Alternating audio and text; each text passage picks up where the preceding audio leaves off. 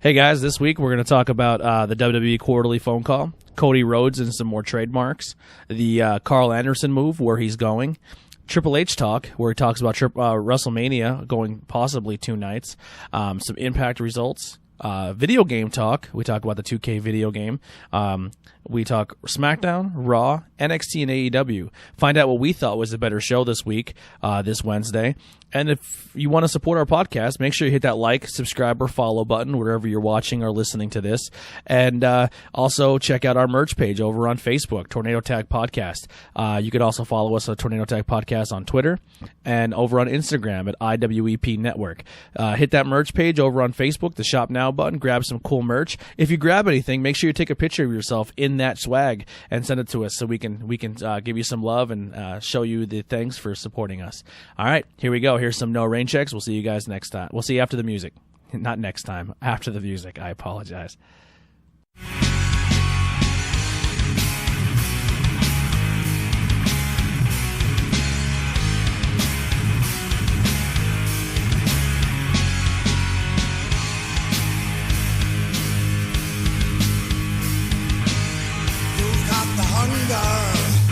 You've got desire, you've got the look in your eyes. You're on a mission, burning ambition. You've got your eyes on the prize. You've gotta rise to the challenge. Show 'em what you got.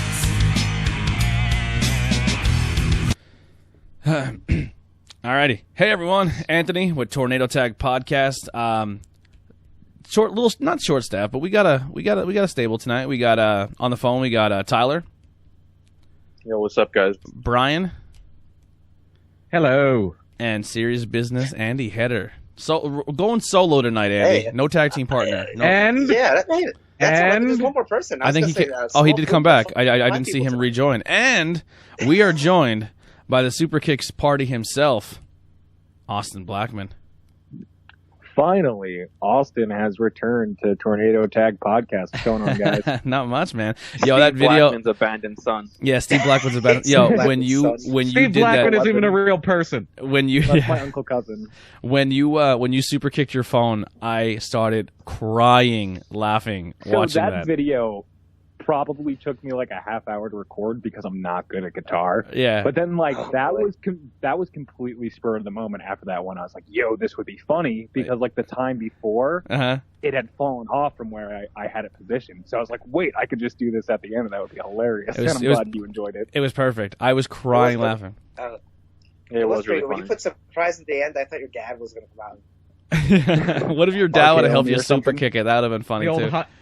Gonna give you the old honky tonk, man. Yeah. Or he hits it with the guitar, yeah. With an electric guitar. Yeah. Oh my God. And then Eddie Collins joined in on the fun. He made the Mankind with the Mankind mask on. That was awesome. Yeah, I got to look didn't at see that one. that That one, was but- really good. Yeah. You sound a little muffled, Did he Austin. do I'm a not sure different one, exactly too? what you're. What's that? Is this Eddie? any better? I was going to say, didn't Eddie do a different? I thought he did Mankind. He did the old he did Mankind. the original Mankind theme. Yeah. Yeah, I thought he did another song too. No, that was Austin. Maybe I'm Austin confused. did like There's 2 or somebody 3. that Yeah, but there was He a also couple. did a medley. A couple different. Oh, there have been a bunch. Did Max do one? So there was somebody else. Yeah. There was somebody else that did one. There's a couple people who've been doing Yeah, a it. whole bunch of people were I doing know, it. It's been awesome. Personality. So if you are, Max did Cult of Personality. So if you are listening and you can play an instrument or sing or do whatever you want, dude, you can do a video you pretending to do the intro. I don't even care. Just let's have fun with it. Send some videos and Sing we'll. Honky Tonk Man's theme. Yeah, like you remember. All right, so like. You ever see like when you were a kid and you'd fucking put the boombox in your room and you'd put the tape or the CD in and you'd hit the music and then run out of the room and come busting through your door like you hit the entrance ramp? I'm down for that stuff too. That'd be hilarious. I'm down for all that. So whatever you want to do to help contribute to the page while you're locked up and you're bored, film yourself doing silly things and we will definitely post it on our page. But yeah, they've been really cool, man. I've been really I've been blown away at some of the people who put some stuff in and put some videos out for us. Yeah, so we'll get right into the news here. So Brian, kick us off with WWE had a phone call today. Their quarterly meeting. their quarterly earnings call. Yeah, some good news for the shareholders. Bad news for the people that got fired to make the stock price grow up, but good good news for the shareholders. They did report 60% year-over-year net revenue growth, and one of the big things was the WWE Network had a pretty good quarter. They have right now about 1.46 million paid subscribers. Their network number peaked obviously over WrestleMania weekend. They had 2.1 million subscribers on April 6th because of the amount of people that signed up for WrestleMania. It's a good move. Everybody's stuck at home. Hey, let's watch WrestleMania. And so they did. It looks like their stock is going to jump up when the stock market opens tomorrow morning. Looks like it could jump up about $3 and change. Some of the big news, and there's little things like how this is up, this is down. They said they offset the loss of ticket and merchandise sales due to COVID-19 by reducing events and a new model for generating content. They did acknowledge Raw ratings are down significantly. SmackDown is holding pretty steady. That's because it's gone to a network TV, a network instead of cable. So that they didn't mention that. Yeah. The big news, the big news for a lot of us is the arena shows. That is true. Yeah. The big news though is no video game this year. No WWE 2K11. Yeah, I wanted to because last year's was terrible. God. Yeah, I want to talk about it a little bit. So because I was doing a little bit of research on that and maybe trying to find a reason why. I think we talked about it in a previous episode or Not Cool in High School. I don't remember. But one of the things that did attribute to that game possibly being as bad as it was a very rushed product. A new studio took over. Well, that never helps any game. Yeah, a new studio took over very, very late, and I believe the new studio. This is what I read. Don't take this for gospel. I could be completely wrong, but if someone else heard the same thing I did, they can chime in. But this new studio took over with kind of the idea that they were just going to take what was already made and just kind of do what they got to do and just release it. And THQ was like, oh, no, you're not getting any of our character models. You're not getting any of our anything. Like, you know how like THQ year after year will just take a little bit of a character model, change it, and update it a hair. And like they literally had to go and do all that over again. So that's kind of why some characters look the way they look, because they didn't have the exact models of characters. Even like Legends. Some of the Legends, because like THQ has these guys built game after game after game for years. 2K. I'm sorry, 2K. Yeah, they've been going for years. Yeah, 2K has the models and the arenas and everything kind of already done, and they just kind of build upon that for the next year. And the new developer THQ kind of came in and was like, yeah, we just got to build this from scratch, and we have this deadline to have it out by. The game has updated. It definitely isn't perfect, but it does play better than it did. Your hair and your clothes don't go flying across the screen like they were before. Yeah, right. The DLC stuff for it has been fun, like how you can kind of do like different cool arenas and do fun stuff like that. I mean, it's definitely not perfect, but if they're gonna take a year break and let this developer kind of take a full year now to kind of put out a new product and maybe change up the engine and give us something different, I'm for it. I think sometimes a year to kind of build a base model for a video game is good for good. I mean, look at Assassin's Creed. That game has been cookie cutter for the longest time. They took a year off where they didn't make a yearly game, and that game had a huge turnaround and became really like a completely new game, and it's been fantastic. So maybe we'll get that with video games when it comes to wrestling. And I think they are maybe this year there will be like a different style where it won't be so much realism, it'll be like an arcade style wrestling game. So that's kind of rumored as well too. Yeah, people are always I'm all for taking a year off. Yeah. Not to interrupt, sorry. And if you're looking for a wrestling video game, a demo beta just came out today. If you're old school and you remember like or EWR, the old promotion simulator, they've been doing a paid version of that now. It's called Total Extreme Wrestling. They do a new one every 4 or 5 years, and the public beta just came out for the new one. It's all text-based. You have to actually wait till... You shouldn't buy it now. You should actually buy it if you're into that kind of thing a few months from now once people have mods, because they don't have the license for real-world people, so it's all like made-up wrestlers. But it is a really in-depth like booking and wrestling promoting simulator. For the PC? Yeah, for PC. Awesome. Yeah, we'll definitely check that out. But yeah, and I heard that we're kind of going back before, like I think THQ is looking to make two types of wrestling video games, where one's going to be more like the realism game that you're used to, like the 2K series, and then supposedly they're trying to bring back like a WWE All-Star game. It is 2K. There's a new publisher. THQ went out of business. About 10 years the ago. new publisher. Sorry, but the new it's going to be like the simulation game, and then one like WWE All-Stars. Supposedly, it's going to be more like arcadey and fun. Yeah.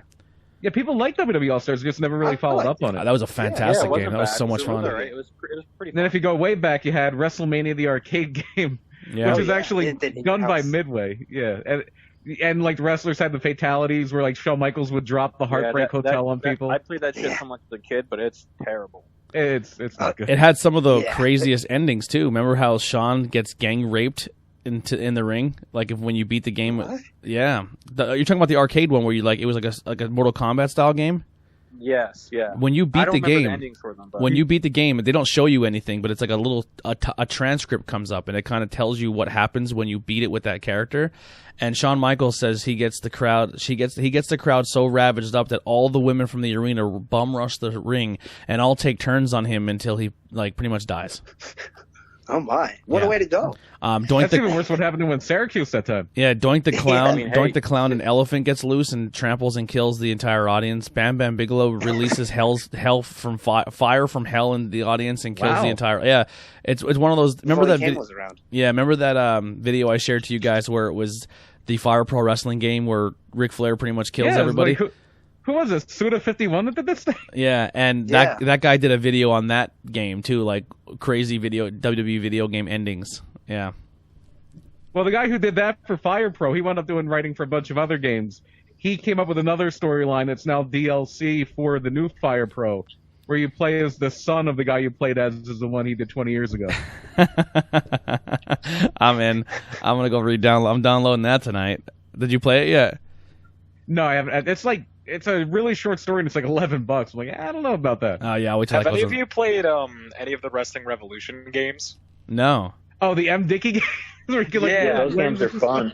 So I know there's this group of YouTubers / streamers called New Legacy Inc. and they've been doing a career with Andrew Everett. And Andrew Everett has actually been on a lot of their recent streams along with them playing it. It's very funny. It's worth the watch if you're looking for something to laugh at. Yeah, I'll check that out.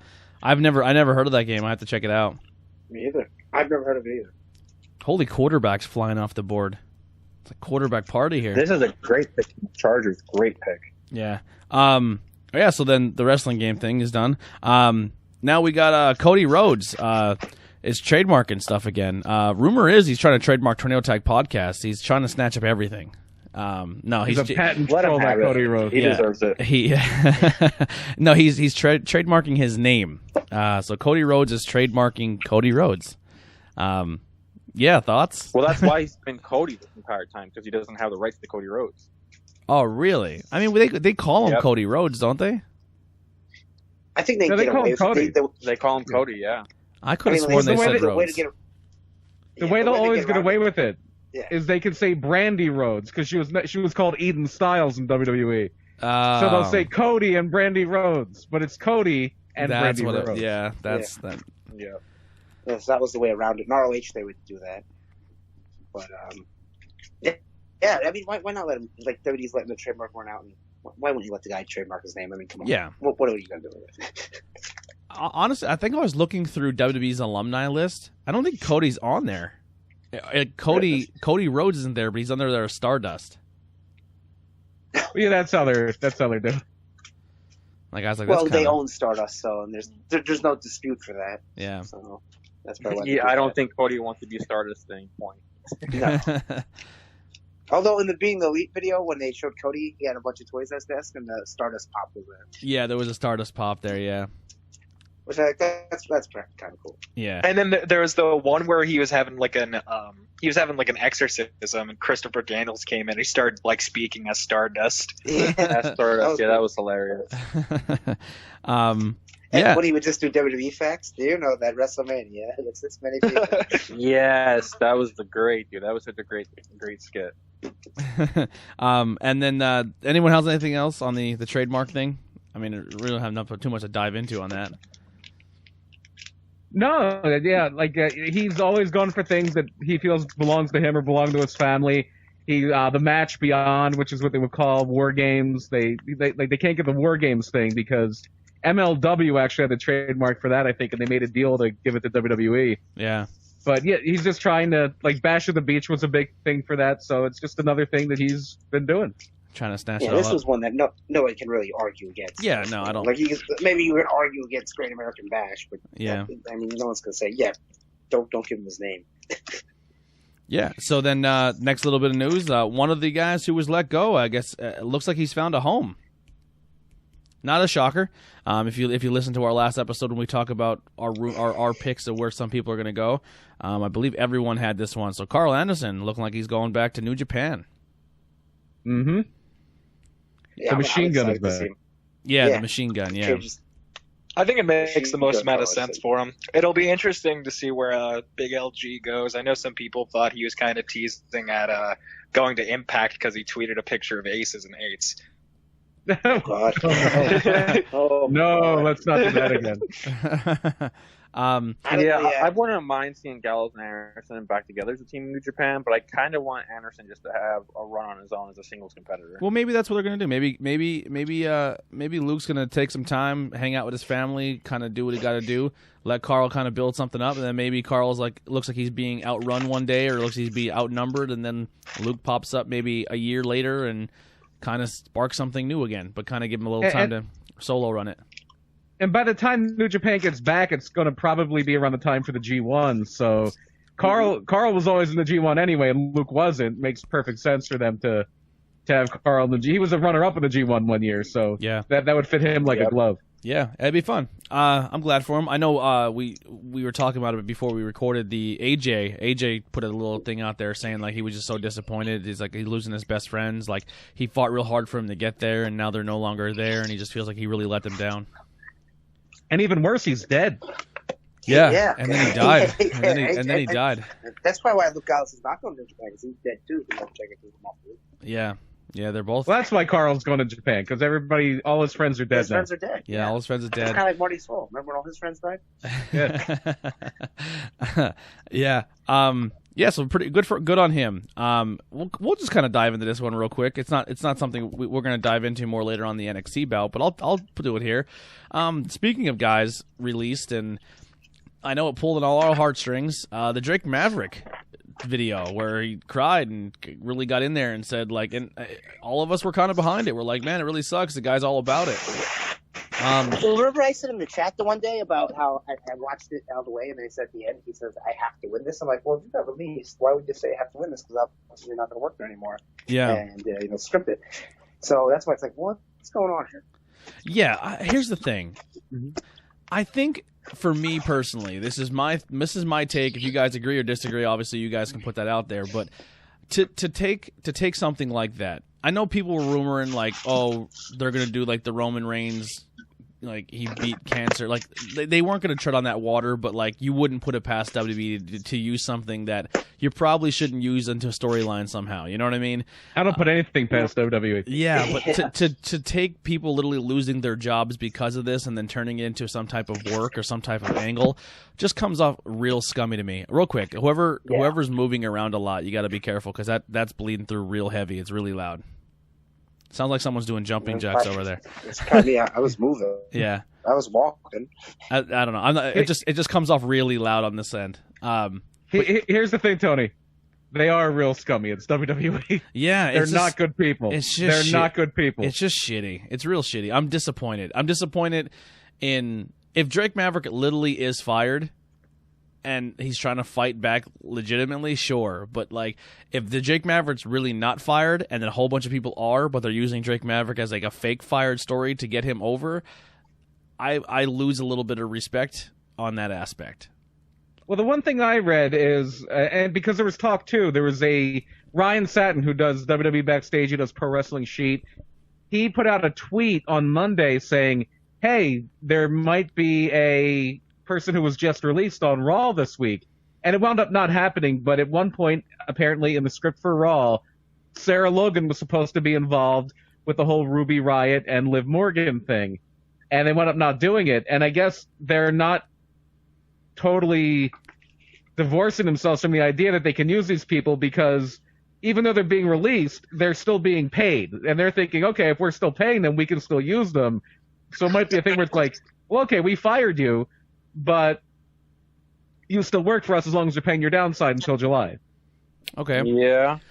And I've seen that a lot of people are saying or kind of just bringing them in as probably brought back anyways. Yeah, I mean, I don't that could see. happen too. I don't see how you keep the Viking Raiders around and then fire the one guy's wife. I mean, that happened to a lot of people. It does happen, yeah, 100%. A lot of people's like significant others got fired. Maybe not husband wife, but Cassius Ohno got fired. His girlfriend is in NXT. Zack Ryder got fired. His girlfriend, his fiance, is in NXT. Yeah, it happened to a lot of people. Yeah, yeah. I don't know. I just maybe they're doing something like, well, like, listen, they're on WWE TV, but they're technically not employed. They can, and if maybe build them up a little bit so they have a better like going away part. Like instead of burying somebody on the way out, maybe they're going to try to change that up a little bit. Maybe like, hey, this guy, we're showing this guy he has something. Someone should snatch him up. I don't know. I just don't put it. I just don't think WWE would do that. Like build somebody up to let them go. I think if you're expecting WWE to treat these people right, you don't know WWE very well. Yeah. But here's the thing. Here's my thing. Here's the reason I don't feel bad for Drake Maverick is because he doesn't have to agree to do this. He doesn't have to be in this tournament if he doesn't want to be anymore. He doesn't have to make a video online crying that he got released. He's choosing to do that. He's choosing to play along in the storyline. That's why I lose a little bit of respect for, like, in that aspect. If this is the way it's going down, like, yeah, I would have been someone. It feels very worky to me. I feel like this is going to be in the long run. He's going to get re-signed. But you look at like guys like that got fired that don't have this opportunity, and Drake Maverick does because he was willing to go on TV and piss himself. You know what I mean? Like, especially a guy like Kurt Hawkins, who like his wife put out that statement about having a kid on the way. Like, it really is just a bad situation, and you shouldn't be using it as a prop. Yeah, and Drake Maverick's one of those guys that like I legit fell for that video, and I was like, you know what? Like, if he goes somewhere, I will support this dude. Like, you know what I mean? Like, good on him that he's willing to put his heart in his sleeve, but then to come off that it's kind of all fake for a storyline, that just it's gross to me. I don't know. I'm sure there's real emotion behind it, but it's just taking. Yeah. Maybe I think we lost. Are you there, Brian? Right. Yeah, Brian's gonna fade out. We lost him. Yeah, he was saying he's been deleted. Brian has been deleted. Oh no! Oh, there he is. I can hear him now. Oh, there he is. Yeah, we got you back. It's okay. I was just practicing my teleporting. It's okay. You know what I was going to say? Like, if you're going to be involved in wrestling, you got to teleport now. It's the rules. Yeah. Welcome to 2020, bitch. Yeah. It makes WWE look bad either way because, like, if they fire him and then bring him back in a month, like, then they still look like assholes. Like, I don't know. That's how about either? How about if you're going to fire somebody, fire him. How about what's his name making the T-shirts on pro wrestling tees, the "I got fired" shirts? I thought that was genius. Yeah, that's awesome. Amazing. He's already exactly what we said he should do. He's already in that process. Like when the indie shows come back and he starts doing indie shows and he's doing the "I got fired by my shirt, I help a dude out, I got kids." You know what I mean? Like he's already putting he's putting the patchwork down. That's what you do. You don't make a video of you crying. You just say, well, how can I make the best of this? And he's making the best of it. Yeah, I know there was a picture. How about Zack Ryder had the #1 shirt on Pro Wrestling Tees. Really? And then The Miz made a joke about it, being like, and you used to say that I had bad T-shirts. And Zack Ryder's like, really, dude? Like, you're going to make that joke when I've been fired? Like, you're going to bring up this shit? Yeah. Yeah. Real quick on this NFL draft, they just showed the head coach of Auburn University, and he had a Galaga arcade machine in his living room. That was awesome. I'm waiting for one. I'm trying to make this more accessible to Andy. Yeah. I'm waiting for the first wrestling reference to be somehow dropped into the NFL draft. I'm not listening to it, so I can't tell if it's audio. But we'll see if. Yeah, I can't. I'm not. Yeah, we'll see. I'm sure when they bring. Oh, sorry. Go ahead. Yeah, I'm probably gonna say the same thing you're gonna say when the Patriots and the Buccaneers come up, they'll bring up Gronkowski. Yeah. That's what we're hoping. That's what I'm waiting for. The first. And George Kittle, because George Kittle is the biggest pro wrestling fan in the NFL. Well, I'm actually wearing a Ryan Kerrigan jersey as we speak right now, and Ryan Kerrigan, every time he sacks somebody, he does the Shawn Michaels pose. Yeah, he goes by HB Kerrigan. Wow. Yeah, it's awesome. The Cardinals took Isaiah Simpson. That's a great pick. I know it's off topic, but great pick for them. Yeah. So we are watching this, obviously recording this as the NFL draft's going on, and unfortunately for Andy, he's kind of stuck. I not give two shits about it. Andy, who's I your prediction for the absolutely next pick of the draft? He's like, fuck you. Yeah, who you got next going? Who you got going to Jacksonville, Andy? No, honestly, I'm kind of in the same boat as Andy. Oh, you don't care about the NFL?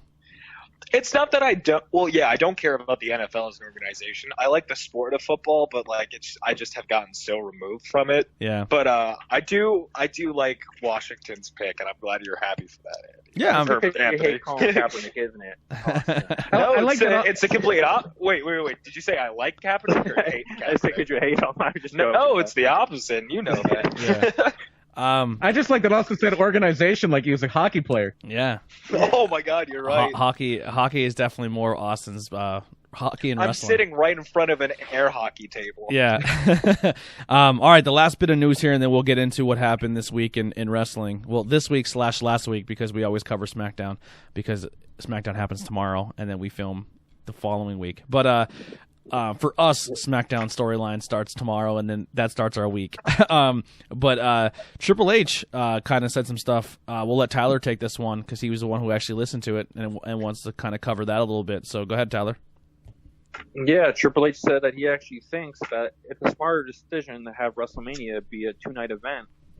And I agree with him. I think it makes a lot more sense to have 4 hours, 2 nights, totaling 8 hours, instead of just staying there for 8 hours watching one show. Yeah, I'm I for agree. that.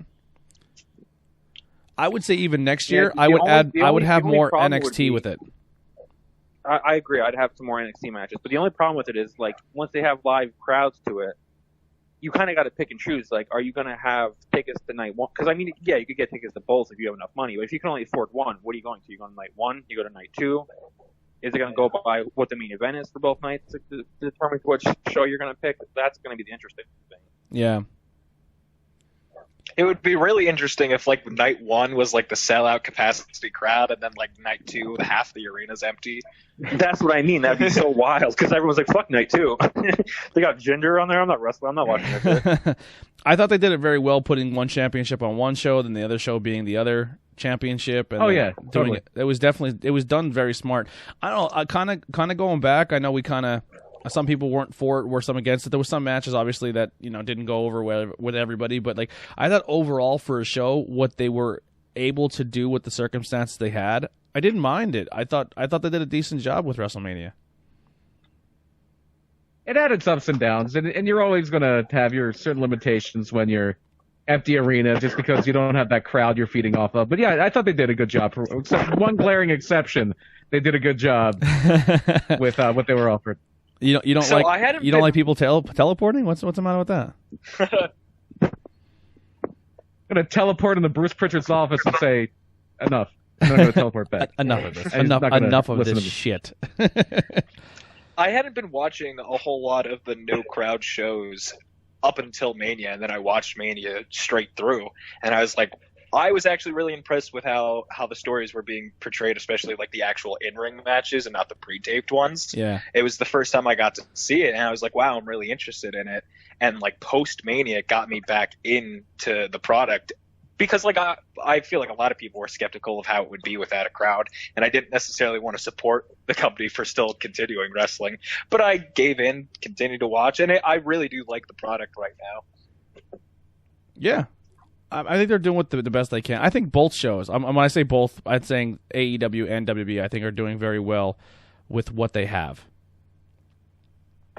I agree. The only issue I have with AEW, and you guys know I love AEW. I love AEW to the point that I got called an AEW stan and say how much people claim that I shut on NXT, which is not true online. But the only thing I have a problem with is it seems like only they're using the same like 10 to 12 guys, and I get with this whole thing going on. Maybe a lot of people don't feel like wrestling, they're uncomfortable and stuff. But it's kind of getting old. Like every week, seeing Kenny Omega versus a jobber, or seeing Best Friends versus a bunch of jobbers, or it just seems like the same talent over and over and over again every week. Well, here's the thing, though. I do enjoy seeing those jobbers, because you have to look at it this way.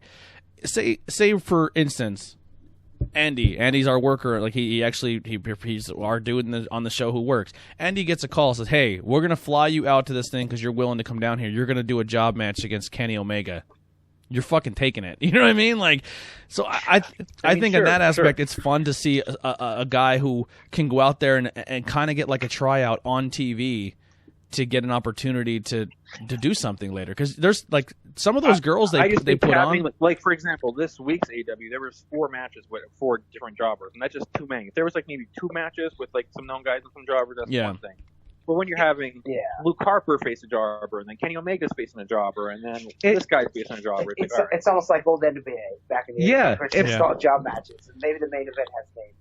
Yeah, that's what it was. It felt like Superstars or like the old NWA show. That's exactly what it felt like to me. I saw that's fair. An argument. There's an argument between Ryan Satin and Dave Meltzer about specifically the Kenny Omega match, and about how like his opponent kicked out of a V trigger, and like Ryan Satin was trying to say that Kenny Omega doesn't feel like a star anymore, and like he should be beating people with anything, especially a jobber, and that match shouldn't have gone on that long. But I agree with what Anthony was saying about those people don't necessarily have a job right now, and it's giving them exposure to potentially get signed somewhere. So I think it's a really cool thing that they're doing. Yeah, and it worked for one of them. It worked for Anna Jay. She got a deal off of her job match. Yeah, and listen, man, if I'm a guy and you're like, hey, I'm in the area of the undisclosed location where they're filming, and I have a chance to get in the ring with him, dude, that's like, there's still jobbers to this day who have a VHS tape of them on a Monday Night Raw where they went out and got a squash match against a guy. Like, so I don't know. It kind of brings back that nostalgia for me where you have a chance to let a guy go out there and kind of live his glory for a couple minutes. The ultimate on that was Mike Jackson. Mike Jackson was the guy he was like the main jobber for Georgia Championship Wrestling in Mid-South, and he actually would get the other guys who would come in and do the enhancement stuff. He would basically pick the enhancement talent for Mid-South and UWF and a lot of these things. He just wrestled on Impact, 70 years old, and he was wrestling, and good. I see the picture. He was super impressive. I shared that on our Facebook page, because I was like, dude, at 29, I cannot do some of the shit the guy was doing. I just couldn't. Yeah. There's no way. Like, he was the main guy. He was like your Barry Horowitz of UWF. Yeah, that's sick. Yeah, so speaking of Impact, do you just want to jump right into that? Give us some Impact results? Yeah, absolutely. I can jump into that here. One other thing real quick before we move off to news, then I know a lot of people like on the show here, myself included, are DDP fans. DDP's cool. Did you see he was on CNN today? I did not, no. I did see that. That was awesome. Yeah, because Georgia is reopening a lot of different things on Friday, and one of the things they're allowing to reopen are gyms. And DDP's like, nope, we're staying closed. It's not safe. I kind of wish that DDP... Smart move on DDP. I wish DDP kind of gave away his app for free for this whole time. I was kind of banking on that, but it didn't happen. Yeah, it's a business. Yeah, that's the only money he's got coming in. Yeah, I know. And it'd have been cool though. It would have enticed me more to be not lazy as bad. So with Impact, they were going to have a pay-per-view around this time, Rebellion.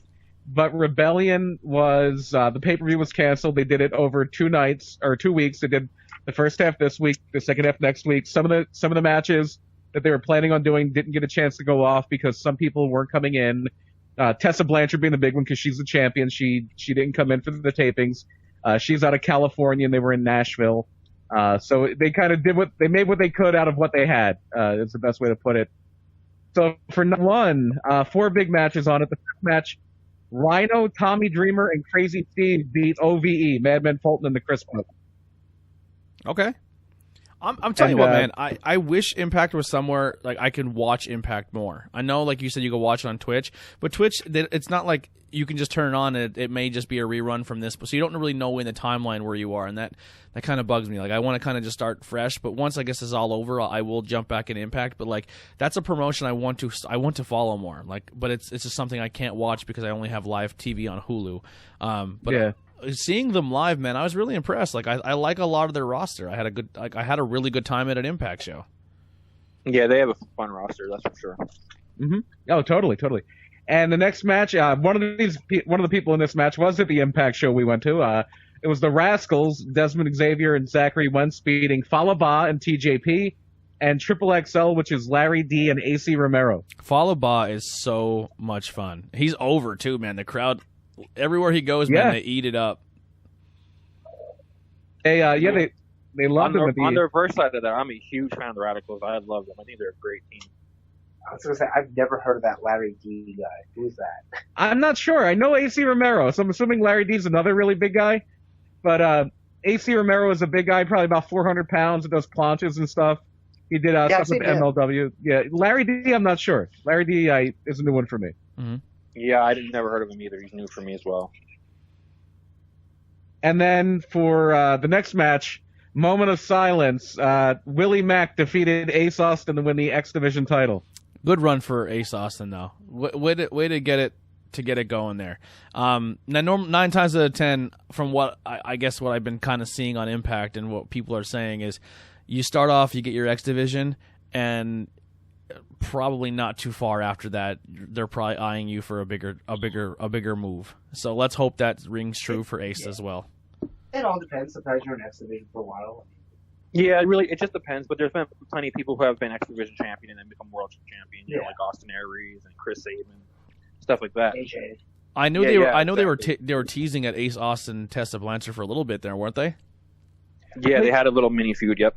They did it for one of their. I think they did it for one of their shows, like the one they did in Hazleton, where it was basically a taped house show that they aired on the Impact Plus. Yeah. How fucking awesome would it be if they did another? They come to Hazleton again. It won't be this year, obviously, because everything going on. But they come back to Hazleton, and Ace Austin wins the heavyweight championship off somebody. Oh, dude, that would be awesome. I would mark out like crazy. That would be huge.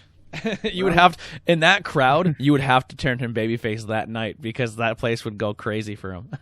Oh yeah.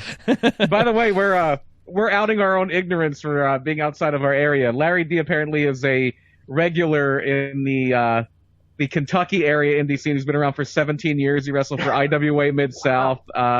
He runs a promotion called Primetime Wrestling out of Kentucky. That was quick. So he's been around for a while.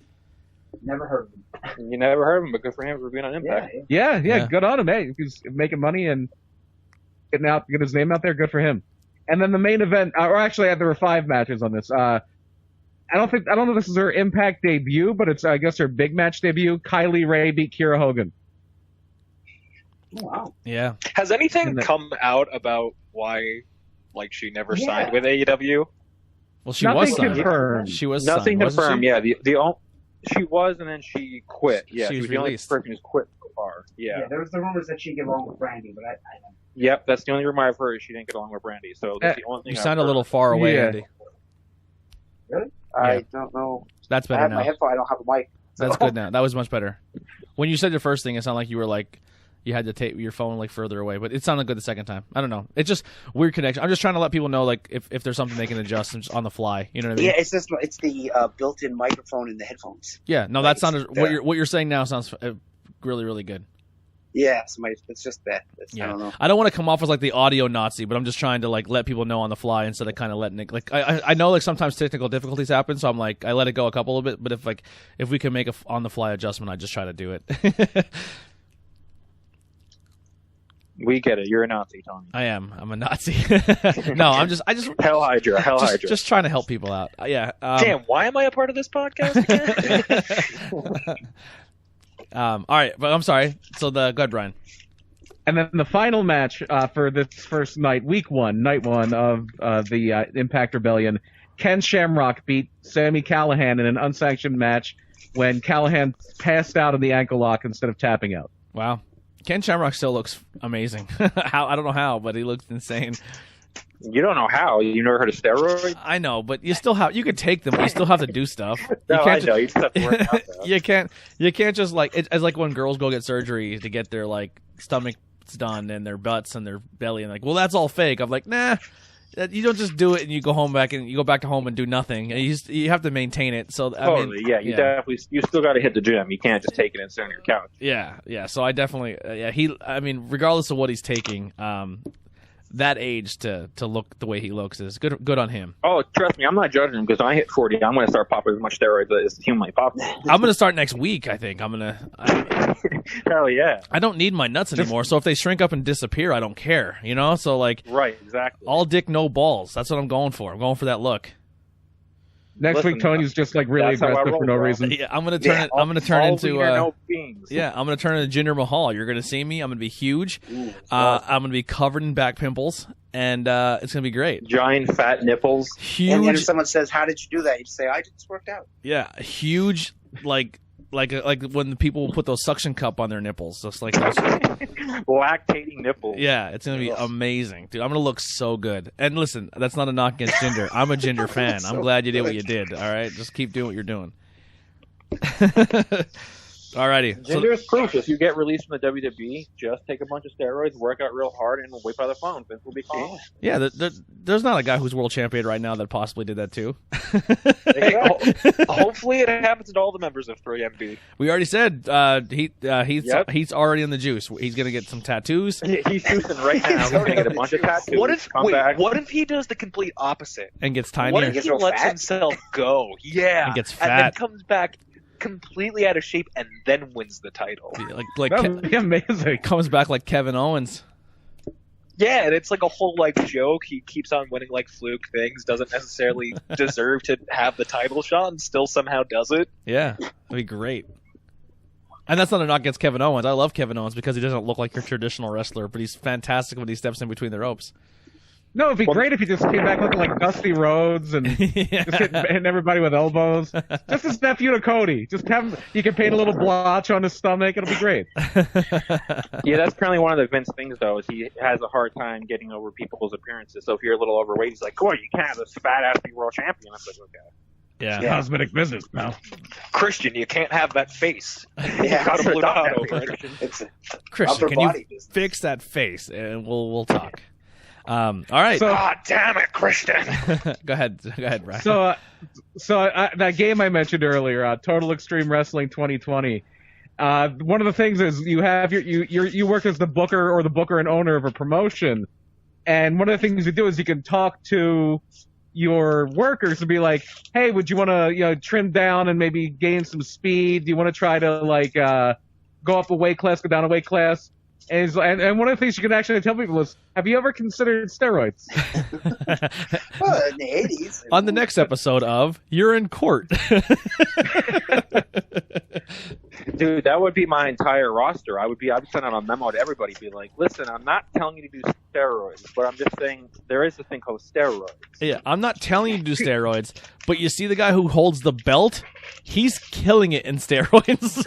I can't imagine somebody like Drake Maverick on the gas, because just watching NXT this week, he's so tiny. Like, he's in there with Jake Atlas, and he's making Jake Atlas look like Mason Ryan. And it's like, there's a cut. There's a callback. Here's a guy, though. I didn't know Mason Ryan was an away. American. Here's a guy. Guerrero Welsh. looked so weird. Yeah. Before he passed away, he was so jacked, and I was like, "Holy shit!" I actually just watched a guy on NXT who I feel he's not too far away from it, but if he tones up a little more, puts a little, and he's still super, super young. So this is not a knock saying he's really, really skinny. I just think if he keeps doing what he's doing and keeps working out and puts just a little bit of muscle on, or puts a little bit of weight on, Drew Adams could look like Jack Gallagher. I don't know about that one. Yeah, I don't know. He's tall. Like, Drew Adams is taller. If he puts a little weight on, he would be that same fit and same demeanor. Like, he can be that person. That kid's what? The kid's 19, 20 years old. Like, he's still not developed yet. Yeah, he can get bigger, but yeah, that's kind of Gallagher. Yeah. I mean, Jack Gallagher is what? Is 205? Probably 185. He's in that area. Yeah, it's not like Jack Gallagher is. Yeah, it's not like he's like Batista. Yeah. Yeah, I think that's a realistic thing. I mean, he would really have to bulk up, because he probably weighs I would say at least 145 now.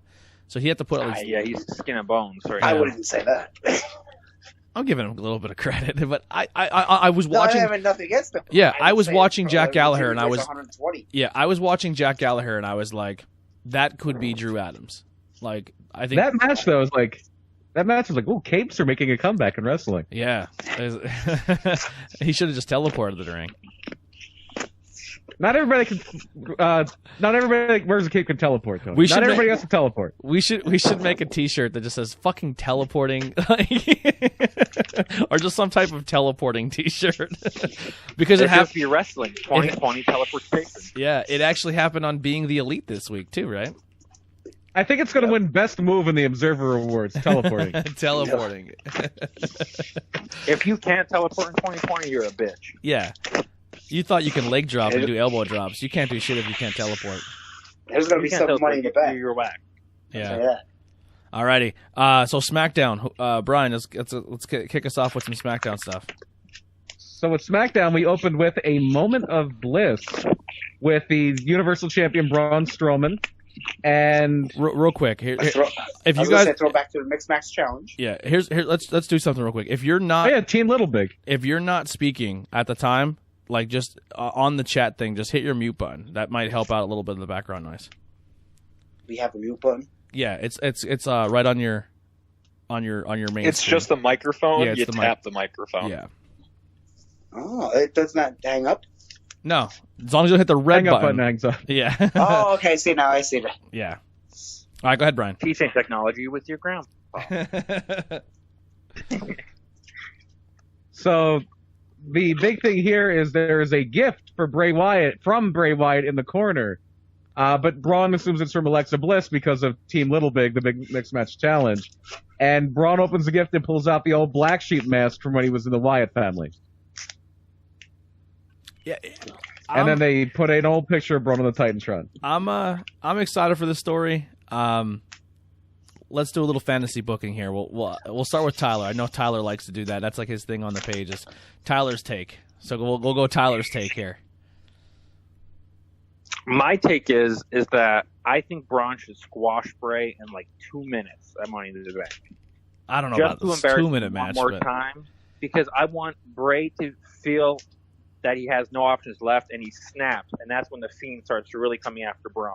Because I think they should build the Fiend versus Braun at SummerSlam. I think we need to build this for a couple months. I actually think it's a little bit too quick to have Bray and Braun, but long as it's actually Braun versus Bray and not Braun versus the Fiend yet, I'm cool with it. It cannot be the Fiend. If the Fiend goes out, No, it can't be the Fiend. If the Fiend goes out and squashes Braun, boo, because Braun, this guy should have had this title 2 years ago and never got a chance. But I can get behind him with Bray, but I feel like he can't. Like he can beat up Bray, but the whole time Bray is just kind of laughing, and then he finally gets one over on him. But I don't know if a quick 2-minute match would be. The internet would explode. The only reason I want him to squash him is because I don't think it's gonna be the main event. I'm sure Seth versus Drew will probably be the main event of Money in the Bank, or the Money in the Bank ladder match itself. It's like ridiculous this year, doing some bullshit about starting on the first floor and whatever the crap they're doing.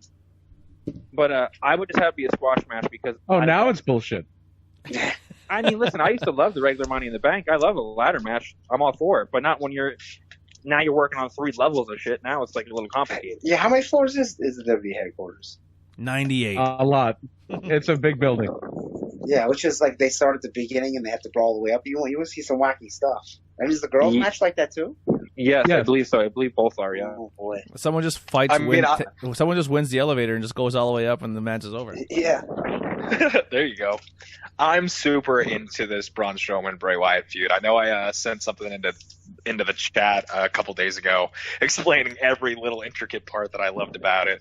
But just like the fact that they're obviously in the Wyatt family together, the fact that they've kind of had similar starts and stops to their momentum of both injury and popularity, the fact that Bray's first title reign, he won at Elimination Chamber, and then it was off of him before even defending the title. It would be very similar to what would happen with Strowman if Bray were to beat him. And then the idea that Goldberg was able to beat The Fiend because Goldberg didn't let him in, and that Goldberg's just a meathead and couldn't really do anything. We're just gonna pretend that didn't happen. So no. I think it's completely canon, and I think Braun. The only way you can beat The Fiend is by not letting him in and believing in your strengths. I think we saw a bit of that with Daniel Bryan's match with Bray. Once he started doing the yes chant, that's when he finally started getting offense against Bray.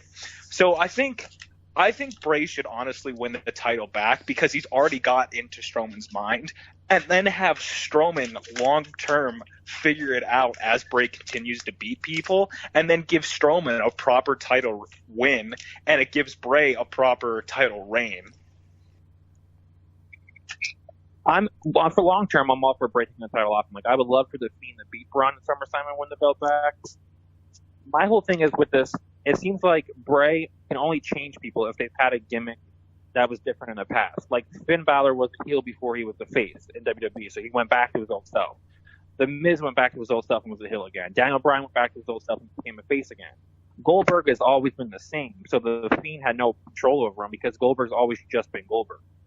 And Braun's always kind of just been Braun, unless you count the very beginning of the Wyatt family, which they might do, and just say he might go back to being just Bray's muscle, which I could see them turning him into for a little bit. I think it'd be the wrong choice, but I could see it happen. But it's the Muscle Man dance. You did the Muscle Man dance, Braun. You went from big belly to fucking 6-pack abs. See, I think if they have Bray win the title back again, I think it's over for Braun in the world title picture for a little bit. They'll probably just forget about him again. Well, then I think that gives him time to build himself back up as a monster. Because like the IC title reign was kind of nothing. Like It he won lasted it, and 2 then weeks. yeah, exactly. So I think they need to take the time to build him back up. Maybe not even as a face, but as a heel for a while. Have him kind of lose his mind to an extent. Like Can because you Bray. can you And then, think, like- can you think like when you look historically on title holders that are big that are big guys? So a lot of those big guy title runs don't generate a lot. Like what they say how did you earn as a champion?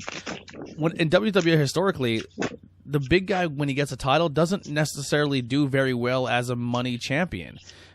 Nope, never. Because fans are kind of like over it. You know what I mean? They're like, it doesn't do it for me. I mean, Brock works in the opposite way, is that people want to see the belt off of him. Yeah. Brock is historically, I would say, breaks that mold. But then again, Brock, I think, plays it perfectly because the less you see him, the more pisses you off and the more it kind of draws. It makes it more of a big event when he's there. Once again, you don't need a belt on him to still have that earning. That's what drives me crazy about Brock being champion all the time. He doesn't need the belt to be important. Yeah. So, yeah. All right, what happened next on SmackDown? Next, you had a little bit of an upset here. Sasha Banks losing to Tamina after a little brawl outside with Bayley and Lacey Evans. And with the win, Tamina will get a future shot at the women's title. Oh, it wasn't from Money in the Bank? Like to get No, I don't think it was a qualifier. I think it was a... I thought it was a qualifier. Yeah. No, was it? Bayley is going to face Tamina for the title at Money in the Bank. Oh, okay. Oh. Yeah, Tamina has a real good chance at that. Yeah. She's probably going to win it, give it for 2 years. Yeah. It just showing that Lacey Evans still has a presence in the title picture. That's pretty much all that match did. Yeah. I think Lacey might win the briefcase, actually. Yeah. I can see that. Yeah, it's either going to be Lacey or it's going to be Sasha. Those are the only two I could see it really. Sasha could definitely be. Sasha would Did be, they Sasha say it would was be in it interesting yet? because you're just like, oh, when is she going to turn her back? She has the case, you know? Yeah, exactly. I think on SmackDown, the only person that's definitely in right now, and we'll get to it later, is Dana Brooke. Okay. Good for her. Well, she ain't. Yeah. I kind of like her, but she ain't win. I like that she's doing the Batista bomb now. Yeah. Yeah. She got that Batista dick, and now she got his move. Yeah. That's what happens. She's like Rogue. Every time John Morrison sees that in the back, he just sheds a small tear. Yeah. When she was with Morrison, she was really athletic, and then she started dating the heavyweight, the bodybuilder. Then she became a bodybuilder, and now she's messing around with Batista, and she's taking his moves. No, it's because Morrison was Melina. with Melina, and Melina cheated on Morrison with Batista. Oh yeah. All right. So next up. Well, the next up chronologically would have been the squash match. Sheamus beat Denzel Desjardins. I thought Denzel Desjardins, he didn't do anything really here, but he has a look. I read up on him. He's got a legit background. He was I think he finished 8th in the NCAA Wrestling Championships. But here he just real quick, he was there to eat a bro cake. Yeah. All this match really did was set up Sheamus versus Jeff Hardy, because after the match, Sheamus flipped out on Michael Cole, because Michael Cole was right away trying to talk about Jeff Hardy's return. Yeah. Sheamus started yelling. I'm like, what do you always bring up Jeff Hardy for? No one cares. I just return. No one cares about me, and everyone talks about Jeff Hardy. And I was like, all right, I can deal with that feud. Yeah. I have not seen Sheamus since he came back. He looks good. He's really slimmed down. But the Las Vegas Raiders took the fastest wide receiver with the best 40. Shocker, right? Hold on. Las Vegas Raiders? Yeah, they moved That's to their Vegas. name? Yeah, they moved to Vegas. When did that happen? Al Davis This year, is the first year. Al Davis is very happy in his grave right now. They're like, you took the fastest player in the draft. All right. All righty. Yep. Next up. Next was another Jeff Hardy retrospective, The Fall. Just going over like his struggles and demons and everything. Yeah. And then they did go on to that Money in the Bank qualifying match I was talking about. And I really liked this match. I enjoyed the hell of this match. Dana Brooke beat Naomi. Yeah, I thought it was a fun match. And then from there, you had the segment where Mandy Rose and Sonya Deville clear the air. And they're trying to build it up. They almost teased what, like, I guess Sonya pitched, where they almost teased that you're going to get this revelation that she was like holding a candle for Mandy, and she didn't want Otis to have her because she wanted her. But no, she was like, I was sick of being in your shadow, essentially, was where she went with this. And then it took a lame turn. I wish they were going the obvious route and would have been that she wanted her, because that would have been a way better storyline. I don't think they're ever. I hate the fact that just because like, ooh, you know. I hate the fact that I knew this was coming because of my wife being obsessed with Total Divas. But the very last season of Total Divas, every single time she would get mad at Natalia or somebody, it's every time they talk about Mandy, they would say, like, Mandy's this, Mandy's that, and they wouldn't even bring her up. And she'd be like, why does no one ever give me credit? Why am I always at someone's back burner? So I was like, oh, is this what they're going to do here? Is that how they break them up? She's sick of being not talked about, which... Yeah. And the girl that was writing the storyline, they fired. So. Listen, and here's the thing. If you want to do the whole lesbian angle, right? Because that's something she wanted to do.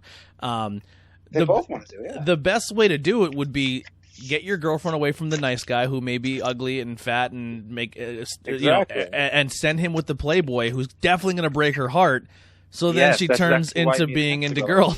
Like, I'm over men. Oh, yeah?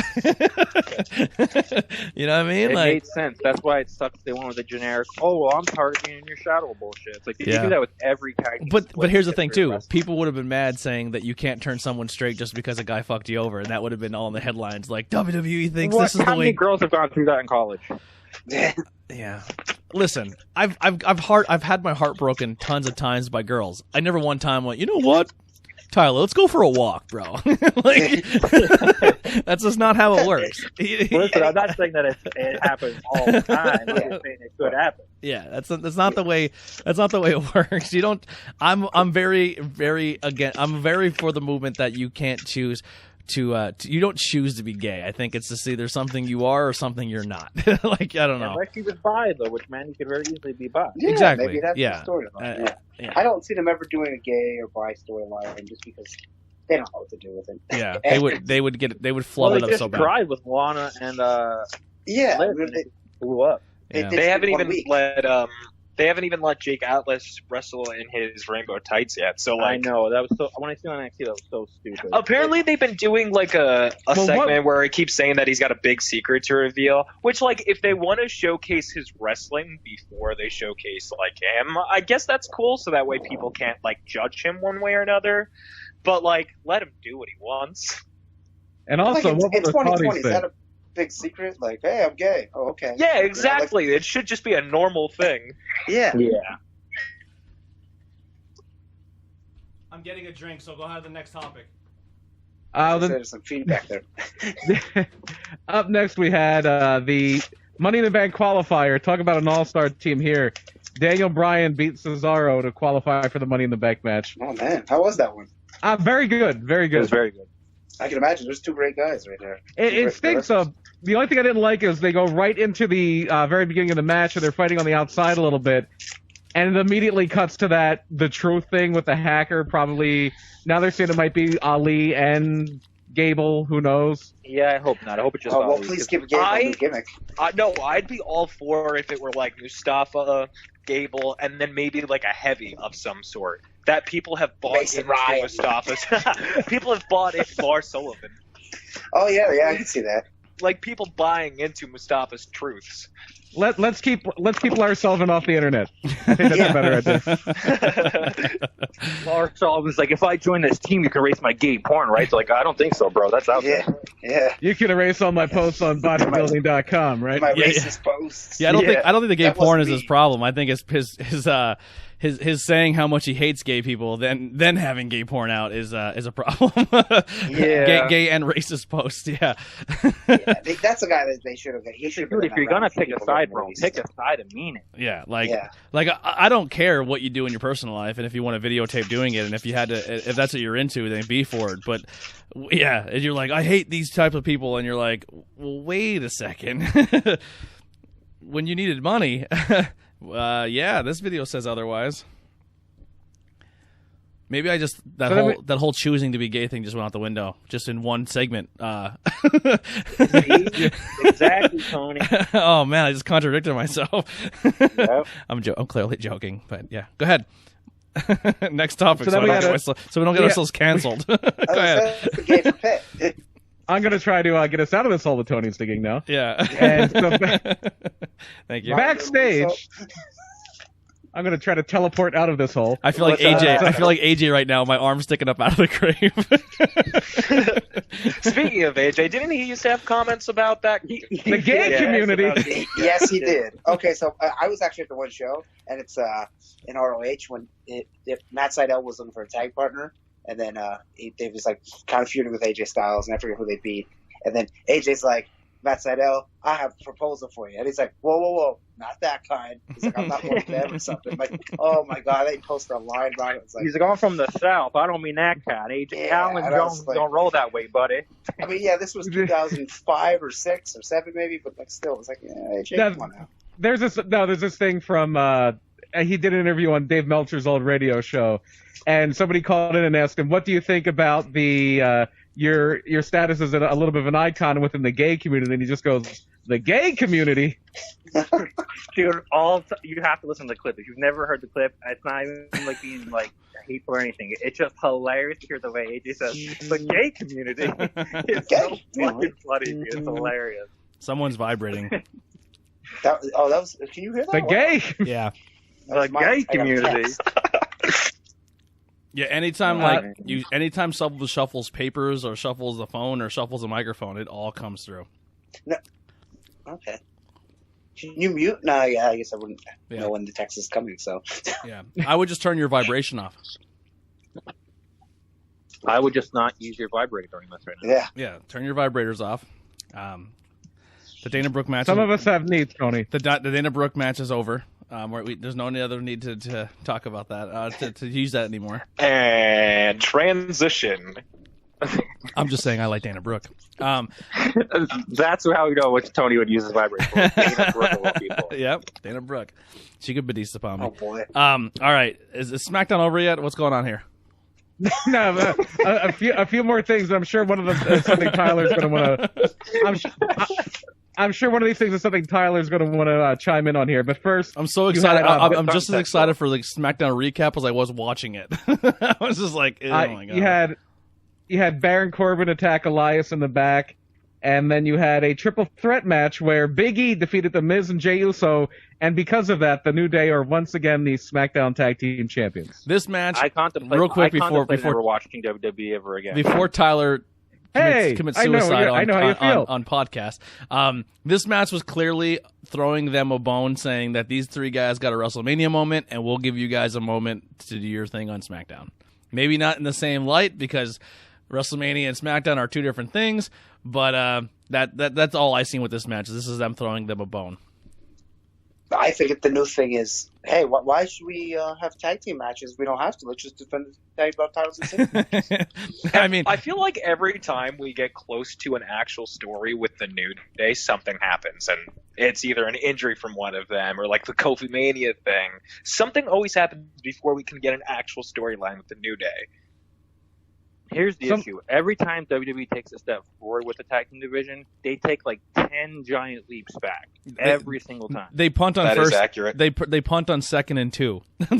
They punt it in the other direction. They're just like, yeah, we're scrapping this.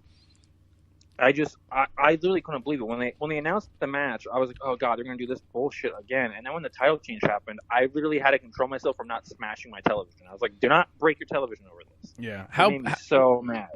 Yeah. Do you think this was like a punishment for for the Miz for showing up kind of sick? I honestly do. I do think it was some kind of like shot at Miz for him showing up with a fever, which I honestly don't know how that's his fault if he didn't feel sick. Yeah.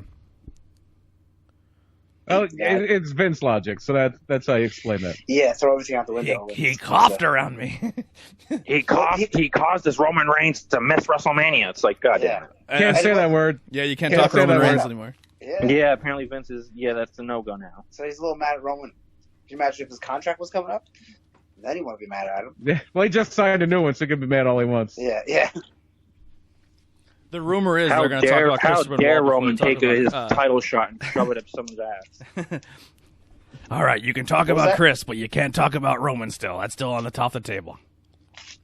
God damn it, I have to put the title on Braun. Something I never want to do. He's 0-8 for a reason, God damn it. You and your goddamn leukemia ruin everything.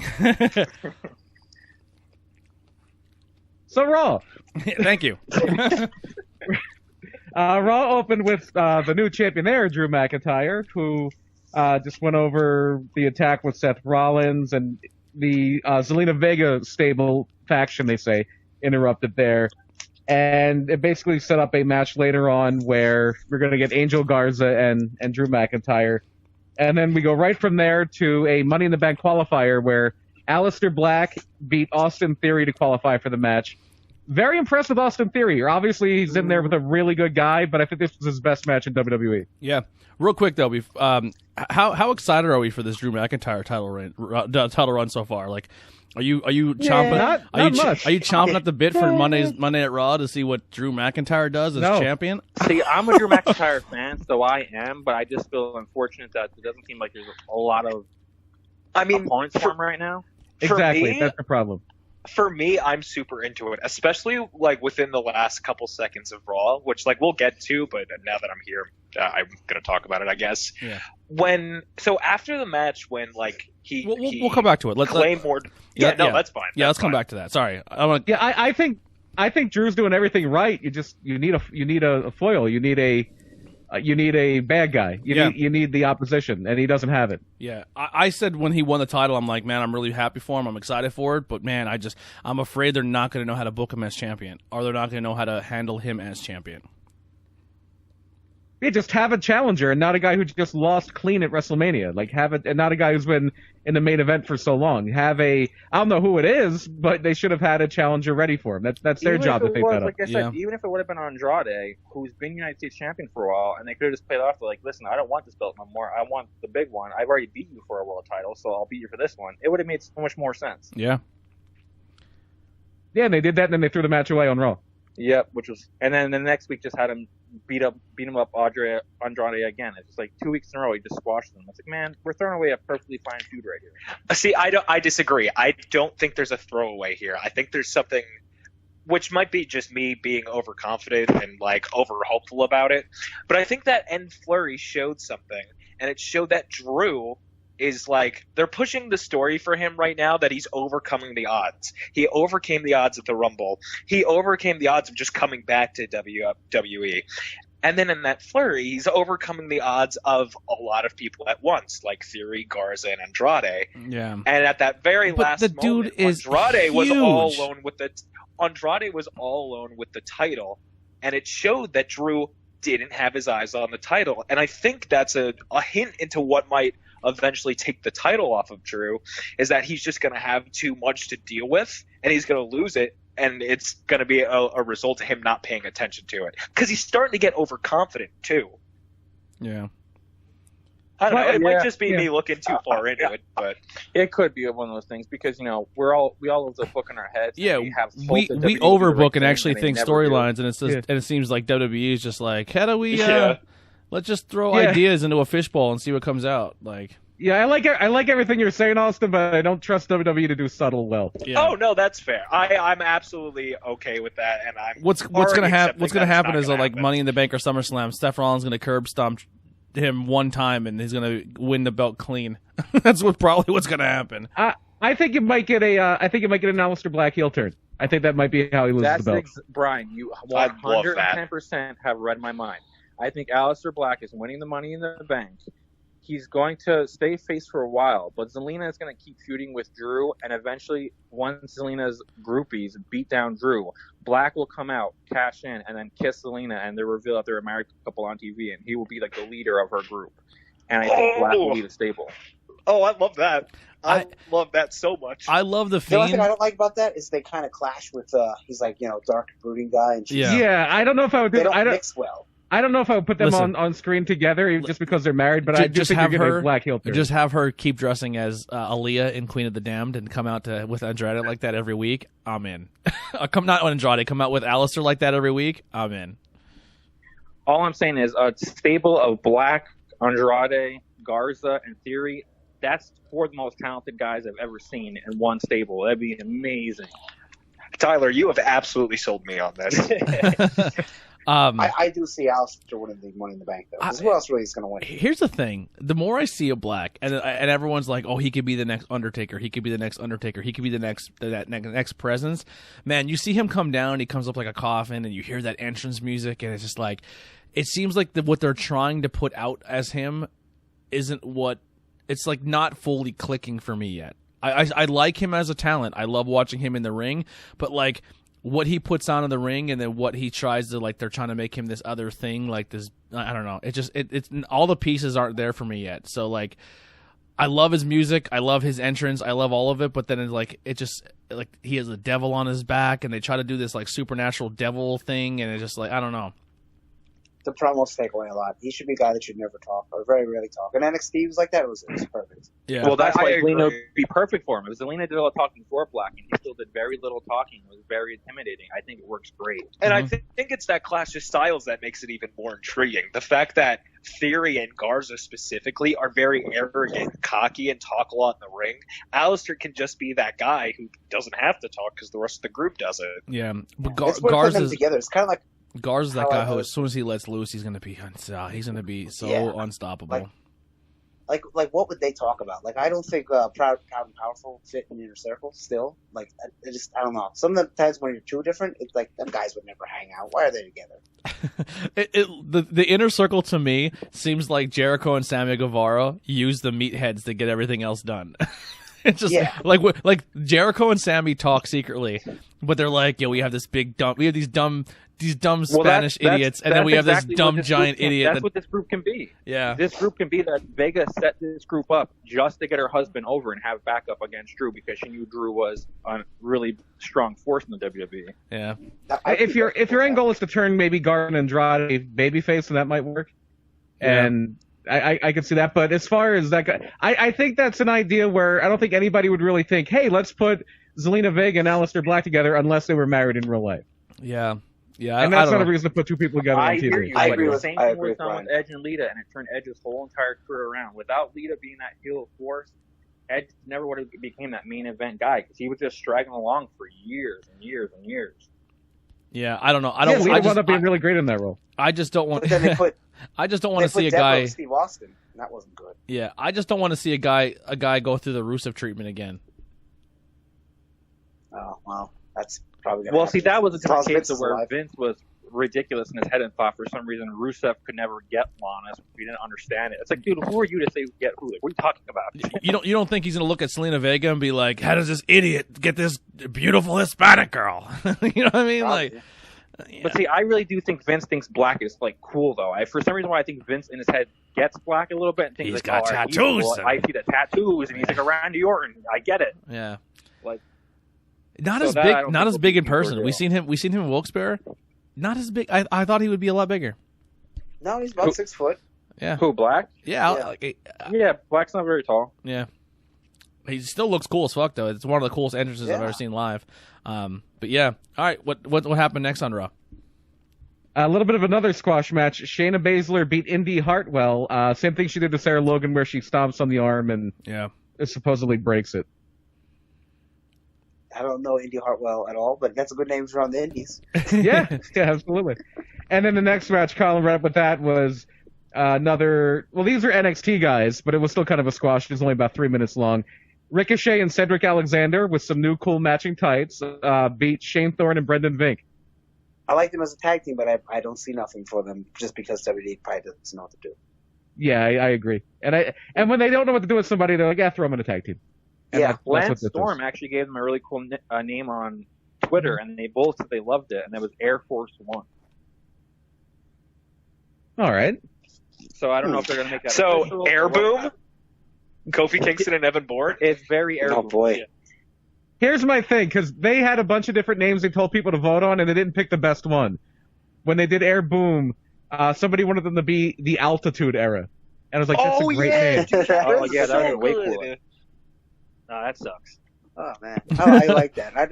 I don't think either one of the names are very good, but I like Altitude Era a little bit. I don't think they're the type of guys who could pull off the Altitude Era name. I feel No. like you've got to have somewhat of a mean streak and moniker to And do that. cocky and yeah. And Kofi and Evan Bourne are the least of that. Yeah. See, what I think they should do is Ricochet and Otis as a tag team, and you call Otis the man that gravity remembered. Oh boy. Just Gravity Brothers. Yeah, there you go. Next match, Nia Jax beat Kairi Sane. Poor Scary bump in that match. Poor Yikes. Kyrie. And then here's the thing. She was mad that Ronda was throwing Alexa around, and then she throws Kyrie around. It's like, okay. So in that match, not only did Kyrie look like she was obliterated in the corner, but it also, I couldn't tell if Nia was just working us with that knee injury or if it actually happened. Yeah, I don't know. And she does seem a bit Yeah. slower too. So Yeah. I mean, she did have both knees surgery. So Yeah, I mean, two that's double ACL surgery, pretty yeah. that's pretty major. So maybe her mobility isn't that She- great anymore. Here's the Plus, crazy thing. She did wrestled at remote Mania. behemoth. She wrestled at Mania and took that bump off the top rope when she was supposed to do the frog splash with 2 torn ACLs. Wow. Yeah. I Crazy. don't even remember that. Her and Tamina both got in each turnbuckle like they were both going to do a superfly splash. And Nia was on the Okay. top turnbuckle.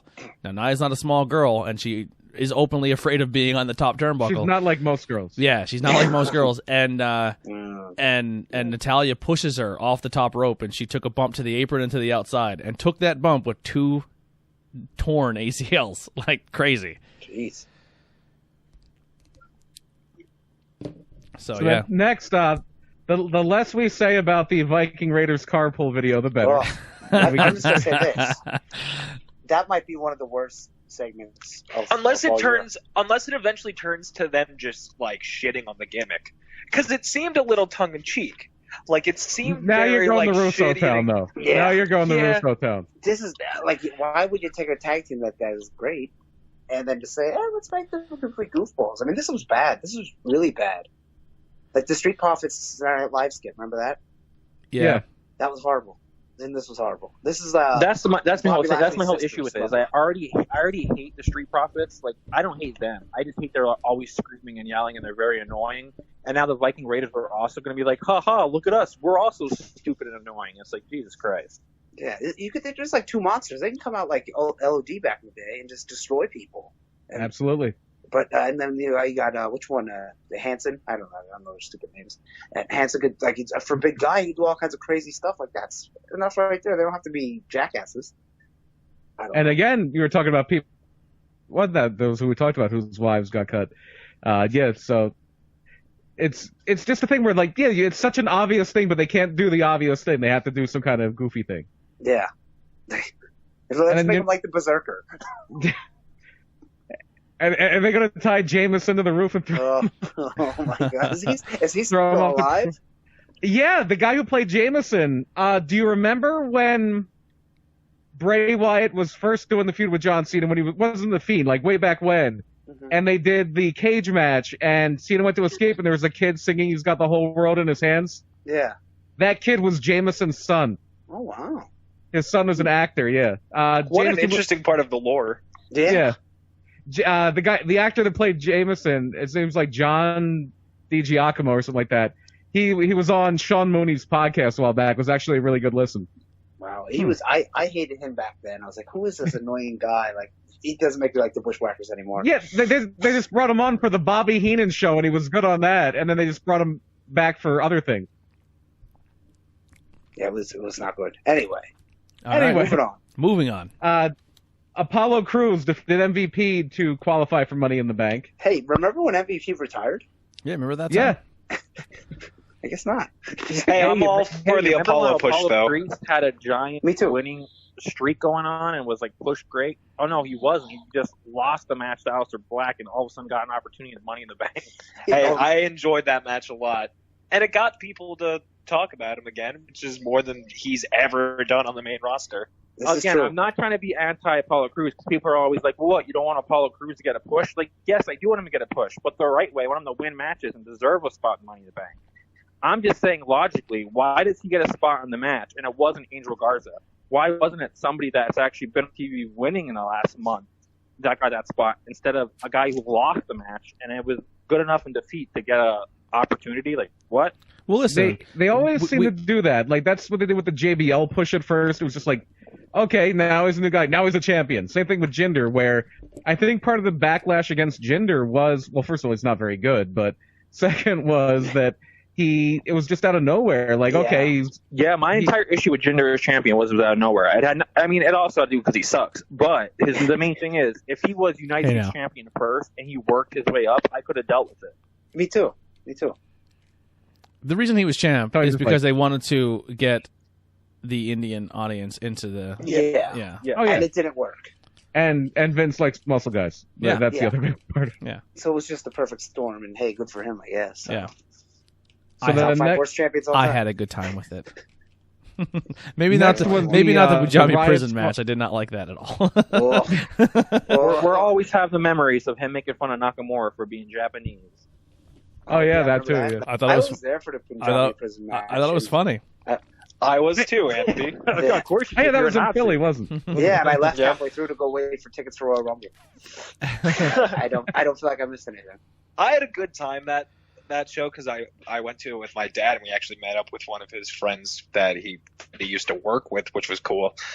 But like, wow, the Great Khali coming out, I was like, oh, barely cool, barely coming out, and then zero follow up. Yeah. All right, what happened next?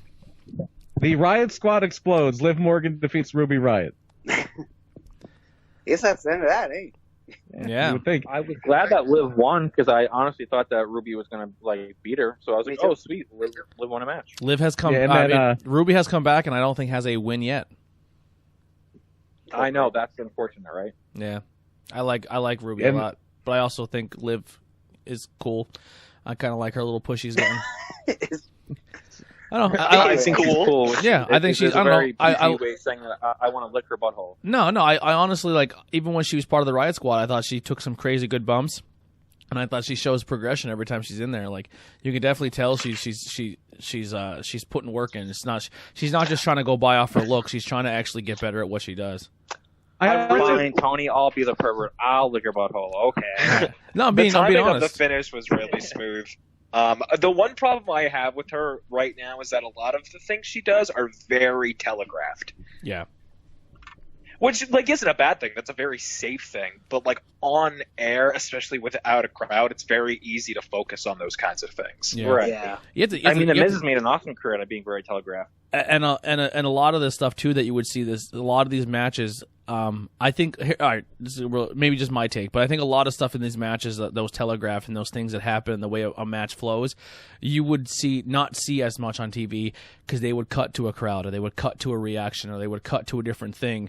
Where now they really have nothing else to cut to, so everything happens in the ring now. Yeah, that is true. But all right, yep. So next, I'm sorry. And just real quick, as far as Liv goes, I think part of it too is there's not a lot of babyface depth in the Raw Women's division behind Becky. You have Nia Jax as a heel, you have Ruby Riot's a heel, you have Shayna Baszler's like your big heel right now. So I think it's good to have like a number 2 babyface that we can have people beat up Liv Morgan and get them ready for Becky. Like imagine like Liv Morgan just looking terrified having to wrestle Shayna Baszler. I think that's what they're trying to go for. Mm-hmm. And then the next match was the other Money in the Bank qualifier on the show where Rey Mysterio beat Murphy, not Buddy. I knew it was going to happen, but I was sad that it did. Did Ray actually hurt his finger in that match, or was that just storyline? Because I liked it regardless. That was the storyline, but it was funny when he's like, I popped out my finger, and then he just throws him into a wall. I was like, oh shit. And that's why I was confused, because Ray had done the finger spot earlier in the show, and then Nia started holding her knee in the corner, and I was like, are they just doing worked injuries now to get us to think something? But regardless, the Murphy and Mysterio match was fun. It was fun. Oh yeah, they're both. I wish Murphy would have got over and he would have been in the match, because I would have loved just to see what he could do with the ladder and everything. But I get that they need big names, and I mean, him and Daniel Bryan are really the only two big names so far booked for it. So I get it. And it's going to be one of those goofy cinematic matches anyway, so whatever. If you put him in a regular match, you'll probably be better off. Yeah. Next match, well, before the next match, they did the backstage interview where Zelina was kind of ragging on Charlie Caruso, and then Angel Garza's kind of hitting on her again. So there's a little love connection there. Even though they do have Angel Garza and every woman, they just have random women that are all smitten with them. But then you had Charlotte beat Kaden Carter in a non-title match. Now, is that, what was her name? Different NXT? Was it Lacey Lane or something like that? Yeah, I think it was Lacey Lane. Yeah, I think that's her. But yeah, she's been using Kaden Carter a while. Oh, and by the way, I forgot about this whole thing they did throughout the show where they kept going back to Bobby Lashley trying to pick up a tire. Oh my god, so stupid. It was so dumb. What was that? We get that he's big and strong. Man, is someone gonna bump into him in the gym? What I was hoping for is there was that whole rumor that a fired wrestler was going to be on the show. I was hoping he was going to pick up the tire and Rusev was going to be under it. But it didn't happen. Oh, boy. That would have been... It's like Jim Cornette. It's like Cornette. The guy that comes out of the box gets over. God damn it. The guy under the tire gets over. Motherfucker.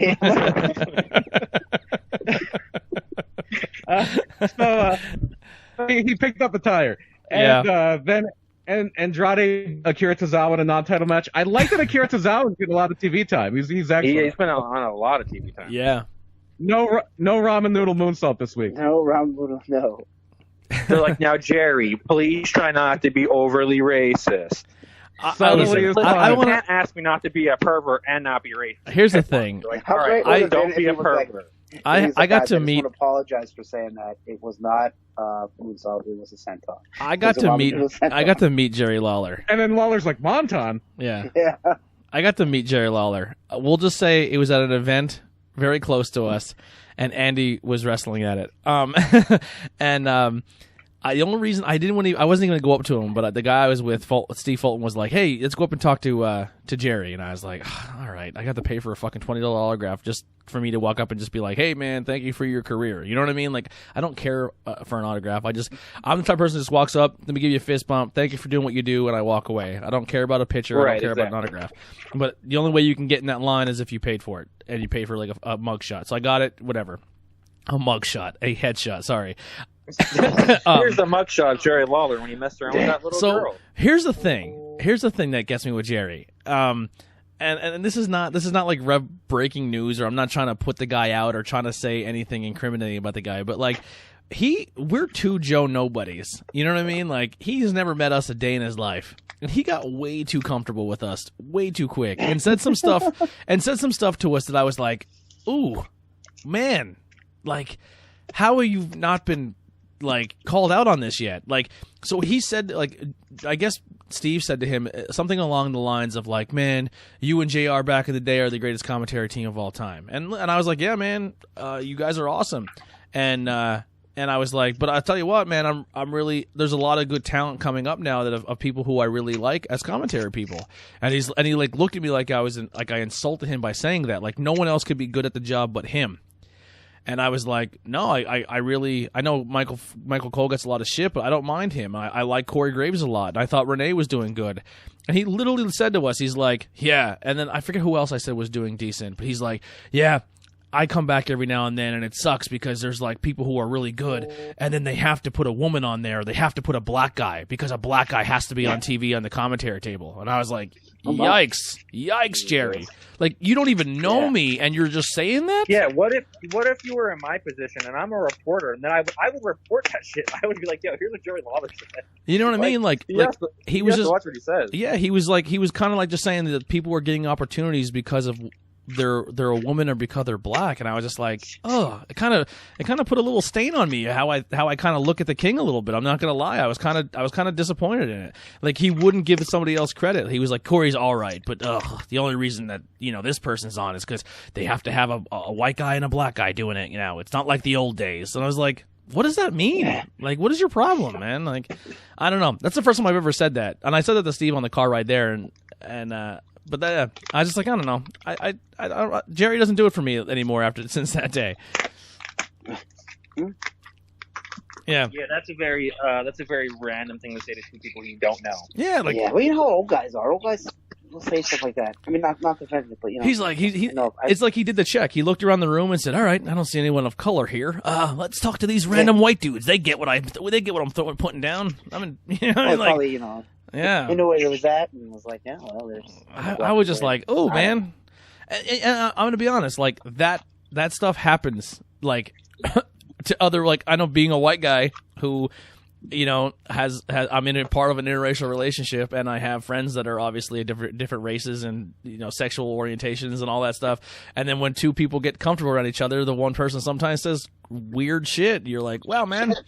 That's kind of crazy, and it's not even like in a joking context where like sometimes people make jokes just to be funny, like just to like, and no, they just legit mean it. You're like, like like okay, all right. I'm just gonna nod my head and smile and keep moving about my day, but I'm gonna look at you as a different human being now. Yep. Yeah, but yeah, that was my experience with Jerry Lawler. I don't know. So if he never was on TV, I don't think I'd be upset about it. I'm gonna be honest. Yeah, I wasn't even shocked when the whole thing came out with, he said about the, like, noodle whatever move that Kerry did. I was like, yeah, that's very Jerry Lawler-ish. Like, he probably thought of that right on the spot and thought, this isn't racist to say out loud. Yeah. This is normal. I didn't think nothing of it. Yeah. Oh, yeah. I'm just surprised it just took this long. You know what I mean? Like, that's where I'm coming from. Like, I just can't believe it took that long for it to kind of come out, like, or him to slip. But, all right. Let's wrap up Raw here. So next we had, speaking of people I was glad to see on Raw, Santana Garrett there, but she lost to Bianca Belair. Yeah. I like Santana. I heard this match was not too hot, though. Yeah. It wasn't great. And then your main event of the evening was Drew McIntyre defeating Angel Garza. And then we talked about how and that then kind of just yeah, clearing everybody out. And that was Raw. I thought Raw was pretty good. I thought Raw was it wasn't horrible. Raw was decent. Yeah. It wasn't bad. I liked the ending. Like Austin was going to talk about how much he liked the ending. I thought it was good. Yeah. Let's jump right into NXT, and then we'll end with AEW, and then see what we have. We are about the hour 40, close to hour 40. So we'll try to get through AEW, NXT, and then AEW. NXT, it's loading here. Sorry, it's all right. I had to do everything off my phone now because my computer is being weird. It's being used, right? That's how I'm watching the the NXT draft. was primarily don't bring up the draft. I'm very angry right now. The Cowboys just swept the Eagles pick. Yep. It was mainly built around the Cruiserweight tournament, and also Velveteen Dream was supposed to wrestle Finn Balor, but they had a thing backstage where Finn Balor was apparently attacked and he was disappeared. And so it's going to wind up being now Keith Lee and Velveteen Dream against Adam Cole and I believe it was Roddy. I forget who exactly it was. It was Adam Cole and Roddy. Yep. Yeah, that's right. Okay. But the first match where Dakota Kai and Raquel Gonzalez beat Shotzi Blackheart and Tegan Nox when Raquel beat Shotzi. Not a terrible match. I didn't mind. I thought it flowed really nice. Yeah, it was just the heels had to get their heat back. Shotzi was a sacrificial lamb, and yeah, it wasn't long, but it was a good match. Yeah. Then we had let's try to scroll through here. They went over the Drake Maverick thing we brought up earlier. Mm-hmm. And then he was in the next match. Jake Atlas defeated Drake Maverick to go up to a 1-0 record in that group, in the Group A of the tournament. And another good match, but Drake is just so small. Like I said, Mason Ryan earlier, it makes Jake Atlas, who's not a big guy, look like Batista or somebody. Yeah. Yeah, I think is this Drake 5'1", 5'2", something like that. He's very tiny. Yeah. It was a fun match though. I'm telling you what, this Cruiserweight Classic thing is, I like it. I don't think there has been a stinker match in it yet. Yeah, well, they're all good. They're all really good. And speaking of good, the best of them all is probably Kushida, and he beat Tony Nese in the next match. Holy shit! I really like this match. That Spanish Fly Kimura. Wow. The hoverboard lock. Yeah, but he did it like he pulled it off from a transition from like a Spanish Fly flip from the top rope off. You know what I mean? Like, holy hell. Yeah, that's the hoverboard lock. Yeah, That's where he does it from, is the top rope. That's like his normal thing. Holy hell! I thought that was like supposed to be a reversal into the submission he does. Like I said, I'm not really. You wouldn't know if you've been watching NXT for the last 6 months, but Kushida is really, really good. Yeah. Yes, he is. Well, no, he had that one match. I forget who it was, and I even said Gulak. like The match with Gulak, and I was amazing. like, holy hell, this guy, like, why does it have taken this long for them to show that this guy has what he has? Because once again, I'm not someone who's watched him in Japan. Yeah, no, he is incredible. And then you have Japanese people, though. I don't know if you noticed that. WWE, the Japanese people, they tend to make they don't know what to do. Mm-hmm. Pretty much. Yep. Then you had a not a great backstage promo with Timothy Thatcher and Matt Riddle. It wasn't the worst one of the night. And then you had that promo between Matt Riddle, dude. I wanted to smash my head in with a hammer. Holy shit, was that painful? Which one was this? No, the Matt Thatcher, Riddle? Thatcher and Matt Riddle. Yeah. Okay. Yeah, it was such a bad promo. It was such bad acting on both their parts. Like, Timothy Thatcher seems so awkward. I mean, I know it's his first time talking, but, like, holy shit, was it bad. Yeah, but once again, and then he had like Matt Riddle and Pete Dunne and all them things were great. yeah, not the worst promo, not the worst promo of the night. Okay, I can't Then wait. you had a hype video with Karrion Kross and Scarlett, and then you had a pre-tape with Johnny Gargano and Candice LeRae at dinner. So remember when we had a whole conversation that when NXT somehow turns a babyface into a heel and it's a female, somehow she gets even more attractive? That is not the case in this one. Jesus Christmas, she looks she did not look good at all. Yeah, Candice. She has like white gray hair now, and she wears black lipstick with heavy black eyeliner. Oh.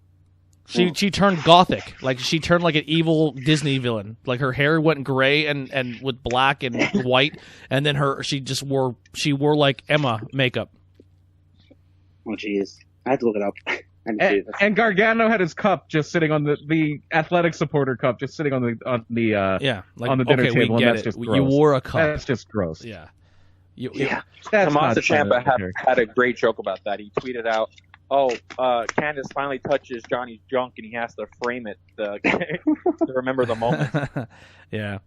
He's got it all built up to a feud with him and Human Tornado. I don't know if you guys remember him. Who had the balls of steel or whatever. Yeah, Human Tornado. Yeah. He was great. All right, next thing on NXT. You had a hype video for Io and Charlotte. You had Drake Maverick kind of drowning in his sorrow. Mia Yim beat Jessie Kamea, and then Charlotte came out. I like that. Jessie Kamea has a good look. I like her. She was doing like a nerdy gimmick for a little bit, and then they scrapped it. Yeah. On the house show loop. Well, and the final. What is going on in the background of somebody? There's like popping and cracking. All right, go ahead. And then you had the final match in the. It's not me. I know. I'm stationary. Go ahead. I'm just trying to think of the person that's to listen to this back in their car speaker. And it's just like, oh boy. Go ahead. The final match in the Cruiserweight round robin this week was El Hijo del Fantasma beating Jack Gallagher in a Battle of the Capes. Yeah. And then Lucha Underground, former star. Yeah. Yeah. I enjoyed the match. And then the Lucha people that are kidnapping everybody tried to kidnap Fantasma, but they couldn't. Yeah, I hope there's a And payoff they, for that yeah, because which is weird, that's 'cause strange. I honestly thought when they were kidnapping everybody, it was going to be revealed that he was like the leader of it. That's what I thought his debut would be. Yeah, I don't know where they go with that. It reminded me of when the Ninjas kidnapped Samoa Joe on TNA. And then nothing happened next year. I kind of remember that. That was terrible. Overall, And then NXT. I'm sorry. Go ahead. The main event, the main event was Velveteen Dream, and Keith Lee got attacked by Damian Priest. So it wound up being Velveteen Dream and Dexter Lewis beating Adam Cole and Roddy Strong. And the big thing here is that Velveteen Dream got a pin on Adam Cole. Yeah. And who is this dude now? Like Dexter Loomis? Yeah. Like where was he before NXT? Does anyone know? Or does Was he in Impact? TNA? TNA? TNA. He was Sam Shaw. TNA, yeah. He was, I've never seen. He looks like a Street Fighter character. I love his gimmick. He was great. He was always like the creepy guy in Impact. He was always like stalking the women in the roster and stuff. He was like very creepy. It was awesome. Yeah. He was great. It was awesome.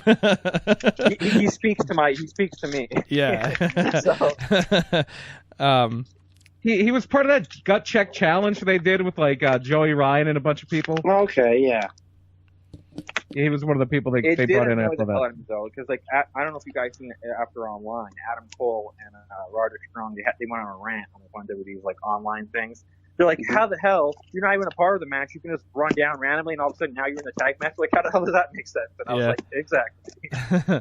It's like that Simon Miller skit where he does ups and downs. Like, why does this happen? Sometimes in wrestling, you think, why does this happen? And you know what? Nobody ever knows because it's pro wrestling. And he's been portrayed as what I would thought as a heel the last couple times he's been on NXT. So then he randomly now is a baby face, like he's helping Dream. He's just like, I'm bored. I'm gonna go down here and see what I can do. My only thing I'm thinking of is that they both have like a weirdo gimmick. Like they're both weirdos, so maybe because of that they're friends. Because like they're both. Maybe he has a thing for Dream. Maybe. Yeah. Booking is not NXT's strong suit. Yeah. Yeah. Yeah. I mean, NXT was it was okay. It wasn't. It didn't blow me. I thought the wrestling was really good. The wrestling was fantastic. Story, like building up to a story and getting me excited to tune in next week. Maybe not so much. And I can't put my finger on it, but I've been a lot happier with the commentary on NXT these last 2 weeks. Yeah, I don't know why. I don't know what's going on with that. It's very weird. Yeah. They're dragging on this Velveteen Dream Adam Cole match way too long. Like this shit is taking forever to finally happen. Yeah. Do you see Dream beating Cole though? That was my prediction when I thought it was going to be like the takeover before WrestleMania. I thought Dream would beat him for the belt, but now I'm not so sure because like I don't know what the hell their plan is.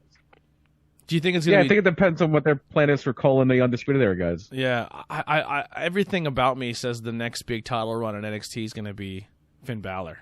I don't know. I mean, I'm with it. I'm a huge Finn Balor mark, so I would like that. But yeah. All right, AEW. AEW Dynamite.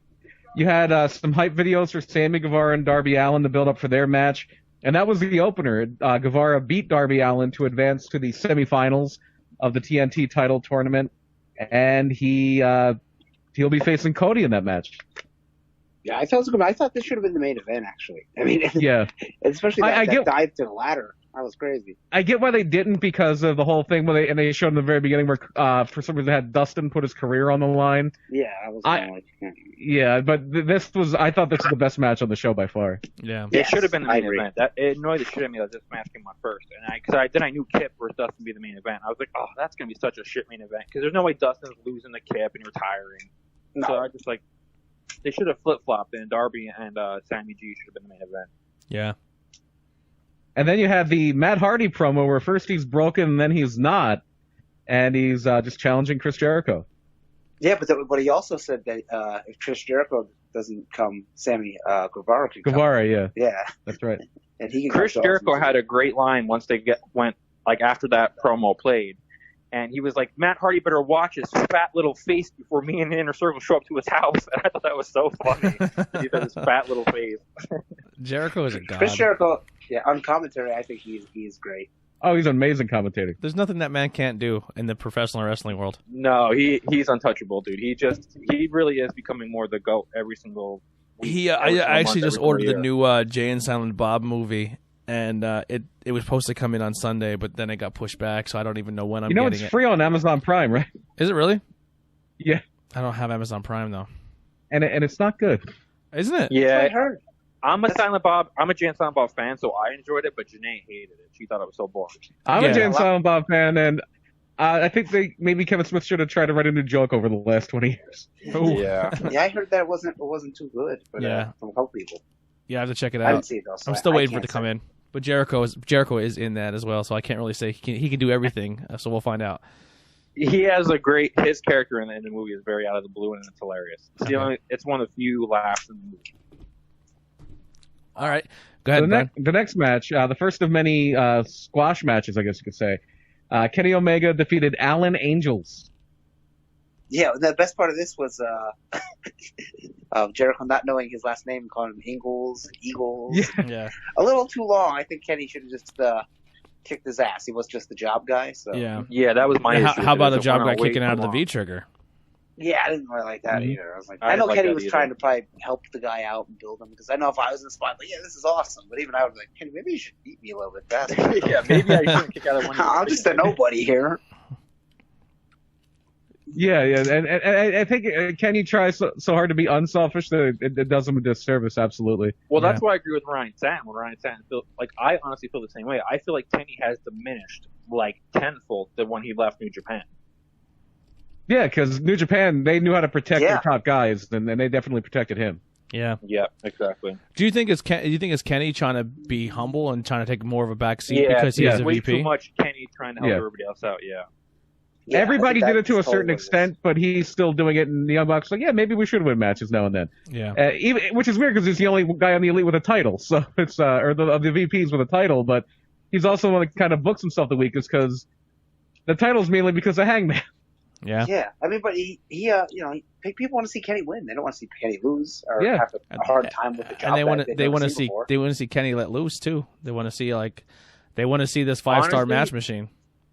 Yeah. Brian just bringing him up just made me realize why I haven't been enjoying AEW that much. I miss Hangman. He's my favorite character besides Jericho. Yeah. Him not being on television has been such a letdown for me personally.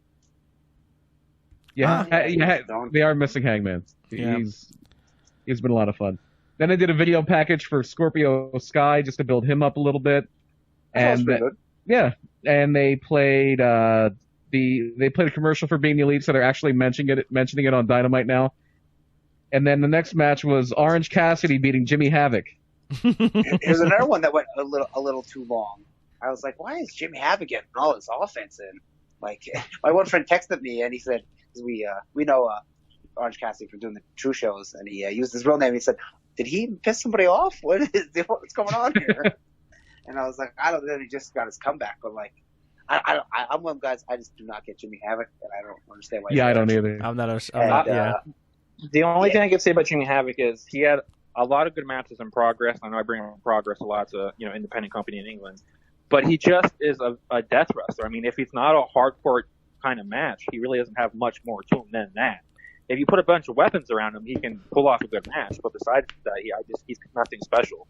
Yeah. So I was like, maybe a little too much heat on Orange Cassidy. I was like, well, he has to win this one. So and then he did, but then they beat him up. So I guess that's the next feud. Yeah. So, but I don't know. It was all right. I liked it, but a little too much in the beginning for Jimmy Havoc. Yeah, and the whole thing seems to be building to a feud where it's going to be Kip Sabian and Best Friends. Kip Sabian and Havoc against Best Friends. Yeah. Yes. I like the promo that Trent cuts later that we'll get to. It's like, what's her name? Before, but I'd like to fight you. Yes, I would, but I can't. Yeah. And then the next thing was MJF doing a promo from in front of his rat's house in Cape Cod, just basically alluding to the COVID thing, but saying the big tragedy is he hasn't been wrestling. Just a really quick little thing there. And he's actually injured, right? He is actually so, injured, but they didn't allude to what. He made a joke that it was just from throwing money, but I don't know what kind of injury he actually has. Yeah. He was in a sling, so. Yeah, so who knows? I know he had an elbow injury last year. They said it wasn't that bad. Maybe he re-aggravated. Maybe it's worse now. Who knows? A sling for, I don't know. Yeah. I'm sorry, go ahead. And then Wardlow beat Lee Johnson. And just another quick squash match. Then you had another Brody Lee video where there's this old college football player who is joining the Dark Order because he's down on his luck. Do you guys know who that was? I believe you've seen him before. He was Cody Vance. He was at PPW a few times, and now his name is Preston Vance. Okay. Yeah, he's also in MLW. I know he was at maybe you guys weren't there, but he was at PPW. Yeah. I've heard the name. I've heard Preston Vance. I've heard of Bob Vance before. Bob Vance Refrigeration. Bob Vance Refrigeration. I've heard of Bagger Vance. But you know what? I don't think they should have put both big guy matches back to back. Yeah, because it was too many squashes together, and it was too many big guy matches. Because then Brody Lee does beat Justin Law. Yeah, he looks terribly indie. Like that's what I texted my friend who texted me about Orange Cassidy. It's like I was like, are they trying to pick like the lamest looking guys on purpose? I think they're all students from QT Marshall School because that's where they were filming. Yeah, but I mean, like I don't know. And then he said that his wife said, "Do they really put people on TV that don't work out at all?" Not to shit all over this guy, but yeah, like they do look like job guys. That was my issue. Like I'm saying, just too many jobbers, man. Too many jobbers, too many squashes. It took me out of the show completely. Like, Jericho was the only thing that kept me in the show because he was so funny. But besides Jericho, here's the thing. I know people have their own thing going on, and I know people are taking this social distancing serious and stuff like that. But like, if this is my livelihood, right? I'm a pro wrestler, and I got signed to AEW, and they're like, hey, whoever can make these tapings, you know what I mean, at this point we'll use whoever we can get. And I'm that person who's been literally doing nothing the entire time, but I was like you wouldn't get me. I would be sleeping on one of their floors. Like, you know what I mean? Exactly, like, yeah. I'm if not I was Joey Janela or something, I would be there every taping. Like, what do you want me to do this week? Yeah, like I would be there. You have 100%. All these people who were every week were like, yo, we don't see this person, we don't see this person, we don't see this person, and then it's like the tapings come, you're like, this is your time to shine, and you're letting somebody from a QT Marshall School step in and take your spot on TV. Like, I don't know. Yeah, I don't know. I mean, if you can't travel, that's one thing. Like, apparently that's why there's no one from California because they can't travel. Like, I guess they can't.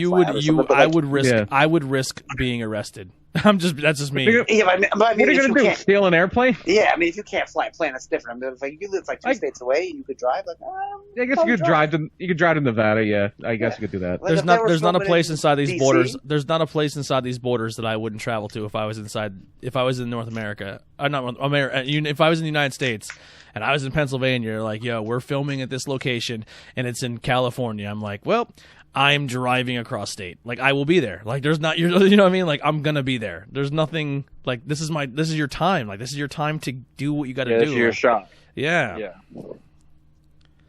I don't know. So they did announce for next week that they're gonna do Brody Lee versus Marco Stunt. What a match! Yeah, what a headliner that's gonna be. And then we had another episode of the Bubbly Bunch. Yeah. That was okay with the flim flam, which is supposed to be TikTok. Yeah, TikTok dances. Yeah. I thought the best scene with the parts of it when they zoom in on inanimate objects, like when it was Ortiz is talking. Is that the one with the wild hair? And he had the Grinch. Yeah, they zoomed in on the Grinch. You're like, okay. I like how somebody said that Chris Jericho's Roomba is the new member of the Inner Circle. The Roomba, and then Sammy's cat. So it was all right. Yeah. And then in the main event, Dustin Rhodes keeps his career, defeating Kip Sabian and advancing to the quarterfinals of the tournament, or the semifinals. Sorry, so it'll be Dustin Rhodes against Lance Archer. It'll be Darby Allin against Cody, and a 3-year-old could see where this is going. Yeah. Dustin's going to get destroyed, and then Cody's going to try to avenge him. Yeah. So I don't say that as a slight. That's good booking, and it makes sense, and that's why it's so obvious, because it makes sense. Yeah. Yes. Now, going head to head in our Wednesday Night Wars, what show? We'll start with Brian's, because he's going to be really occupied in a couple minutes here. Brian, I don't care anymore. I'm disgusted with that. What was your show? What was your choice for the Wednesday Night Wars? I liked NXT a little better just because I thought the matches were better. You had some fun segments. The Matt Hardy thing was fun. The Bubbly Bunch thing was fun.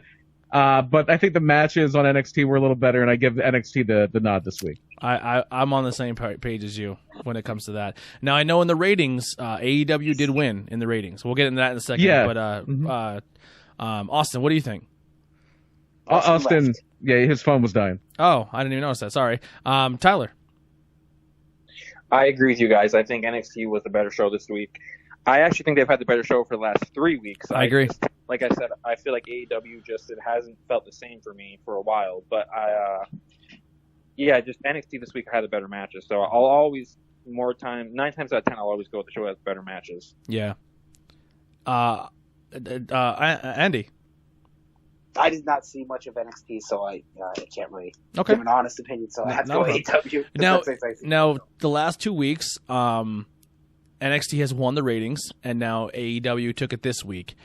If you're someone who's bouncing back and forth between show week to week, what are you tuning into first this next Wednesday? If you can only watch, now I know Tyler has like 15 TVs and he has each of them going at the same time. I don't know how you do that. My brain, I just have 2 DVRs going. My brain would explode trying to watch 2 shows at one time. What are you tuning into first, or what are you more excited about after this week's for Wednesdays? I'm more excited for probably NXT. Yeah, same here. This tournament has me pretty hooked, and that's crazy to even think that like Adam Cole's back on TV, and so is Velveteen Dream, 2 guys I was very high on, and they're rivaling, and I'm more excited about a 205 tournament. I'm actually more excited for AEW next week, just because you have the semifinal matches. You have they announced right at the very end they're going to do Kip and Jimmy Havoc against Best Friends. Yeah. You have Brody Lee and Marco. You have more stuff announced. Like what are we getting from NXT next week? I know we're getting Charlotte and Mia Yim. Should be a good match. Yeah. But I think there's more excitement to go forward on with. You definitely won't get a bunch of guys fighting jobbers next week on AEW. You'll get you're getting some actual matches in this tournament now. Yeah. Yeah, totally. Yeah. All right. As we wrap up here, what do you guys? You guys anything you wanna get out? Plug? Yeah, you can follow me on Witness Real Wrestling on Facebook and on Channel Tags Podcast Facebook. I'll be posting news for both, and that's about it. All right. Brian? Murder My Dude, same as always. This week it's more of a tie-in to your Banging Beers podcast, because the guy we're covering this week is a guy named Gilbert Paul Jordan, who was a serial killer who would bring women back to his barber shop or his hotel room that he'd been drinking with all night. He would pay them to drink more, and then sometimes when they would pass out, he would pour alcohol down their mouth and make them die of alcohol poisoning. Oh, jeez. Wow. I have to take it. I think I'm an episode behind with Murder My Dude, so that's what I'm going to do work on tonight. I'm going to catch up. Like I said, I've been recording so much, so I've been trying to make as much as my time is useful during this pandemic, and hopefully going back to work soon. So yeah, I'm a little behind when it comes to my podcast, but I normally play the commercials, but we didn't do it this week because this just being over the phone is hard to develop a flow. So we even have we have topics but we're not even on both shows, but we just haven't used them because I think over the phone there's a little bit of delay and you can't really feed off each other as well. But I mean, we got by, we got through it. Yeah, totally. Yeah, and then. Just go over to projecthumanoid.com and check them out. Also, go check out, if we're going to do a podcast plug around here, the guys over at Wicked Turtle. Go check out the guys over, Curtis over at PA Pile Driver, and then the PPW podcast that's out. So go check out those PPW over on Facebook and their website, and their podcast is doing really well. Go ahead, Andy. What do you got? I was going to say Pro Wrestling Tees and get their 2 blue and gold shirts that we have up. X-Men designs. Yeah. So just I forget what it. Just type in Team Blue and Gold and it will come up in Pro Wrestling Tees, and you can order a sweet shirt on there. And then I think today, there's only not much left of today. Maybe it's tomorrow. Barbershop window shirts are 50% off because they're going out of business. Yeah. Barbershop's going out of business. Check them out. Yeah, they have a lot of cool shirts. I think I got my Superman and Wonder Woman one where Superman's holding up the world title, and Wonder Woman has a chair. So they have a lot of cool shirts there. So, but they are going to be sold on Pro Wrestling Tees. So yeah, your pick just came in, Brian. That's a small dude, man. Hope he's fast. Yeah, I know they like the guy, but the guy went to the Cowboys, so I'm just not happy. 5'10", he doesn't 5'10", 206. Holy crapola! He's gonna be a slot guy. They all are. Every Eagles receiver is a slot guy. Hopefully, if he has hands, that's all I need right now at this point. He's lined up on the edge. Literally, they'll take anybody. Literally, they'll take anybody with hands. He does not have. He's shifty. He's shifty. Well, the Eagles had a guy that didn't have him either, and he went to the Raiders, so it's okay. Yeah. All right, he's a little shifty guy, a little shifty. I don't want to talk about it. I don't want to. Ooh, nice double move. Got him. All right, we'll get out of here. I have to record the intro to this, and then we'll see you guys next week. Tornado Tag Podcast. We'll see you then. Mm-hmm.